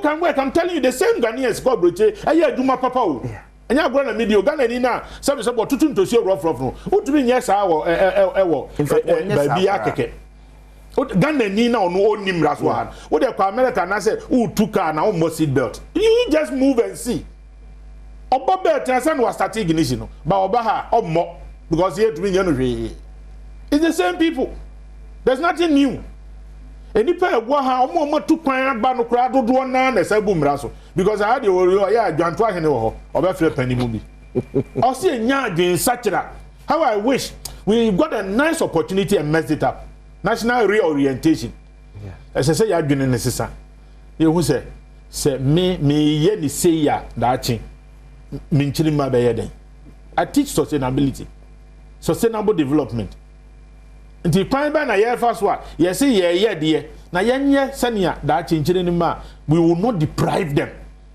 nti si yesi dan no to aso 20 ana ye den ye beja asase bi atwa da che betumi ye playground mahu abrose to aso 10 ye garden e wona pampa ma ye dua tomatoes e wo China me gina hobi de chada ko gina hu cha picture abrosan yo na pampa me de anwe agu adua tomatoes e ha nya me ncha de ba bia grain beto bi efifi abro no obi anu ya to ho ebe fifi enyini ya nipa ebe bu akowe da onu ya bi because okowia ya nya no he no punishment kwesi Akwasi, good morning. Okojo Opokuma has a way to dodge questions. He would never answer straight, although he's a good minister. Baron Tay Hudson, Eddie Edonom. My country, Ghana, poor people background. Nyame huye bobo. Akwasi tell doctor, I love him so much. Happy man. So anyway, so very quickly, we say Akwasi, good morning. I think that the government sector needs to employ the private monitoring team to go through government agencies and report all wrongdoing for sanctions. Thank you. Leaving it to the politicians to correct their own politicians will not work. What's one? Samson, Kwati, and also Edway by Reverend. President, Majidi say, as I say, your shares your fee, I say. I say, your society na kwa bibi say, obi koya abanyadwuma. Na obana se wantimi anya bibi kese bi amfiri mama. Ehwe kwanya yemfa so ye treaty sa nipa kro. Society no said etie. Ibi nyame fie kra oba. Yeah. Most of the churches preferences heading ewum. Yeah. Na me tie abrante e friend no this onfancheme abrante short guy or ye Kumawood double. No double. Yeah. Don't later. Yeah, don't later. Na me so as of visit church bi. Yeah. But me who because a short video. And I walk the entire onko sorry beam. If we say okwa sorry no, odu an e ka say come on call Sunday school. Because you're sharing a tintin the judge. Yeah. That is how Ghana akwakoye. The society no. Kakre no ho. Uni bi wo ho a.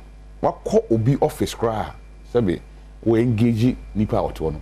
O hwew na wa ma answer. What ma to cheek bi ama wa ankasa na oni ti behwe dem. Wo kra unyina ho kra.